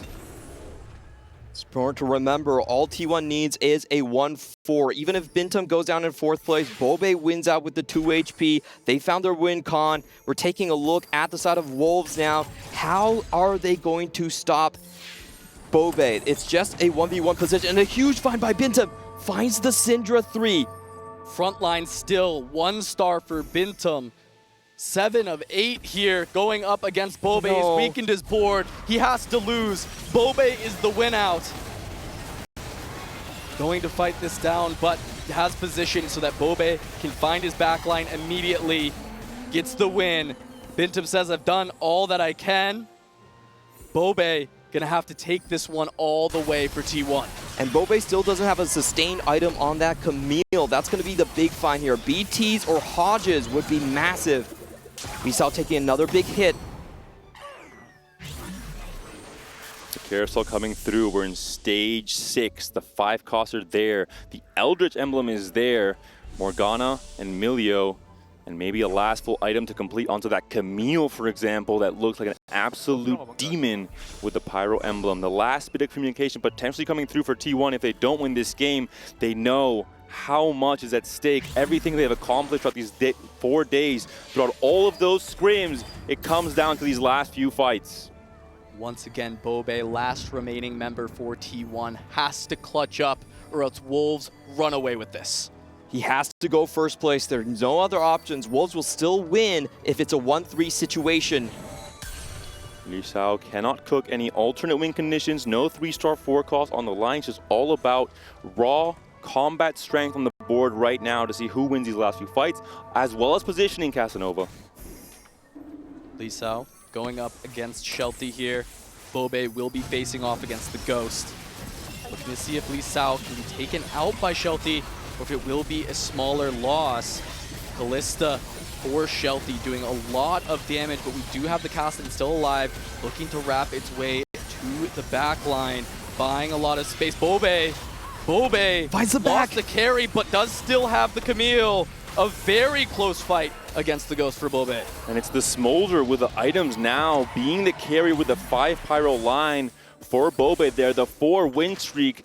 The fire is coming through on the pyro line and the HP standings as well. Can Bobe be the hero his team needs him to be in these last few fights? This last fight of stage 6 in particular. He swapped the items over to the side of Smolder, getting a much bigger cap on this side. And now it's about the focus fire. If he can roll one side, get the resets on the Camille, the true damage coming through should be enough to take Lee Sao out. And the attack speed value from Little Buddies with all of these low-cost units on the board, allowing Camille, Varus, Nasus, and Smolder to be the carries. Bobe going up against the multi-strikers once again. Callista and that Kassadin. Kassadin in the middle. Camille already down for Bobe. He's lost the carry. He's lost Nasus. The front line falling.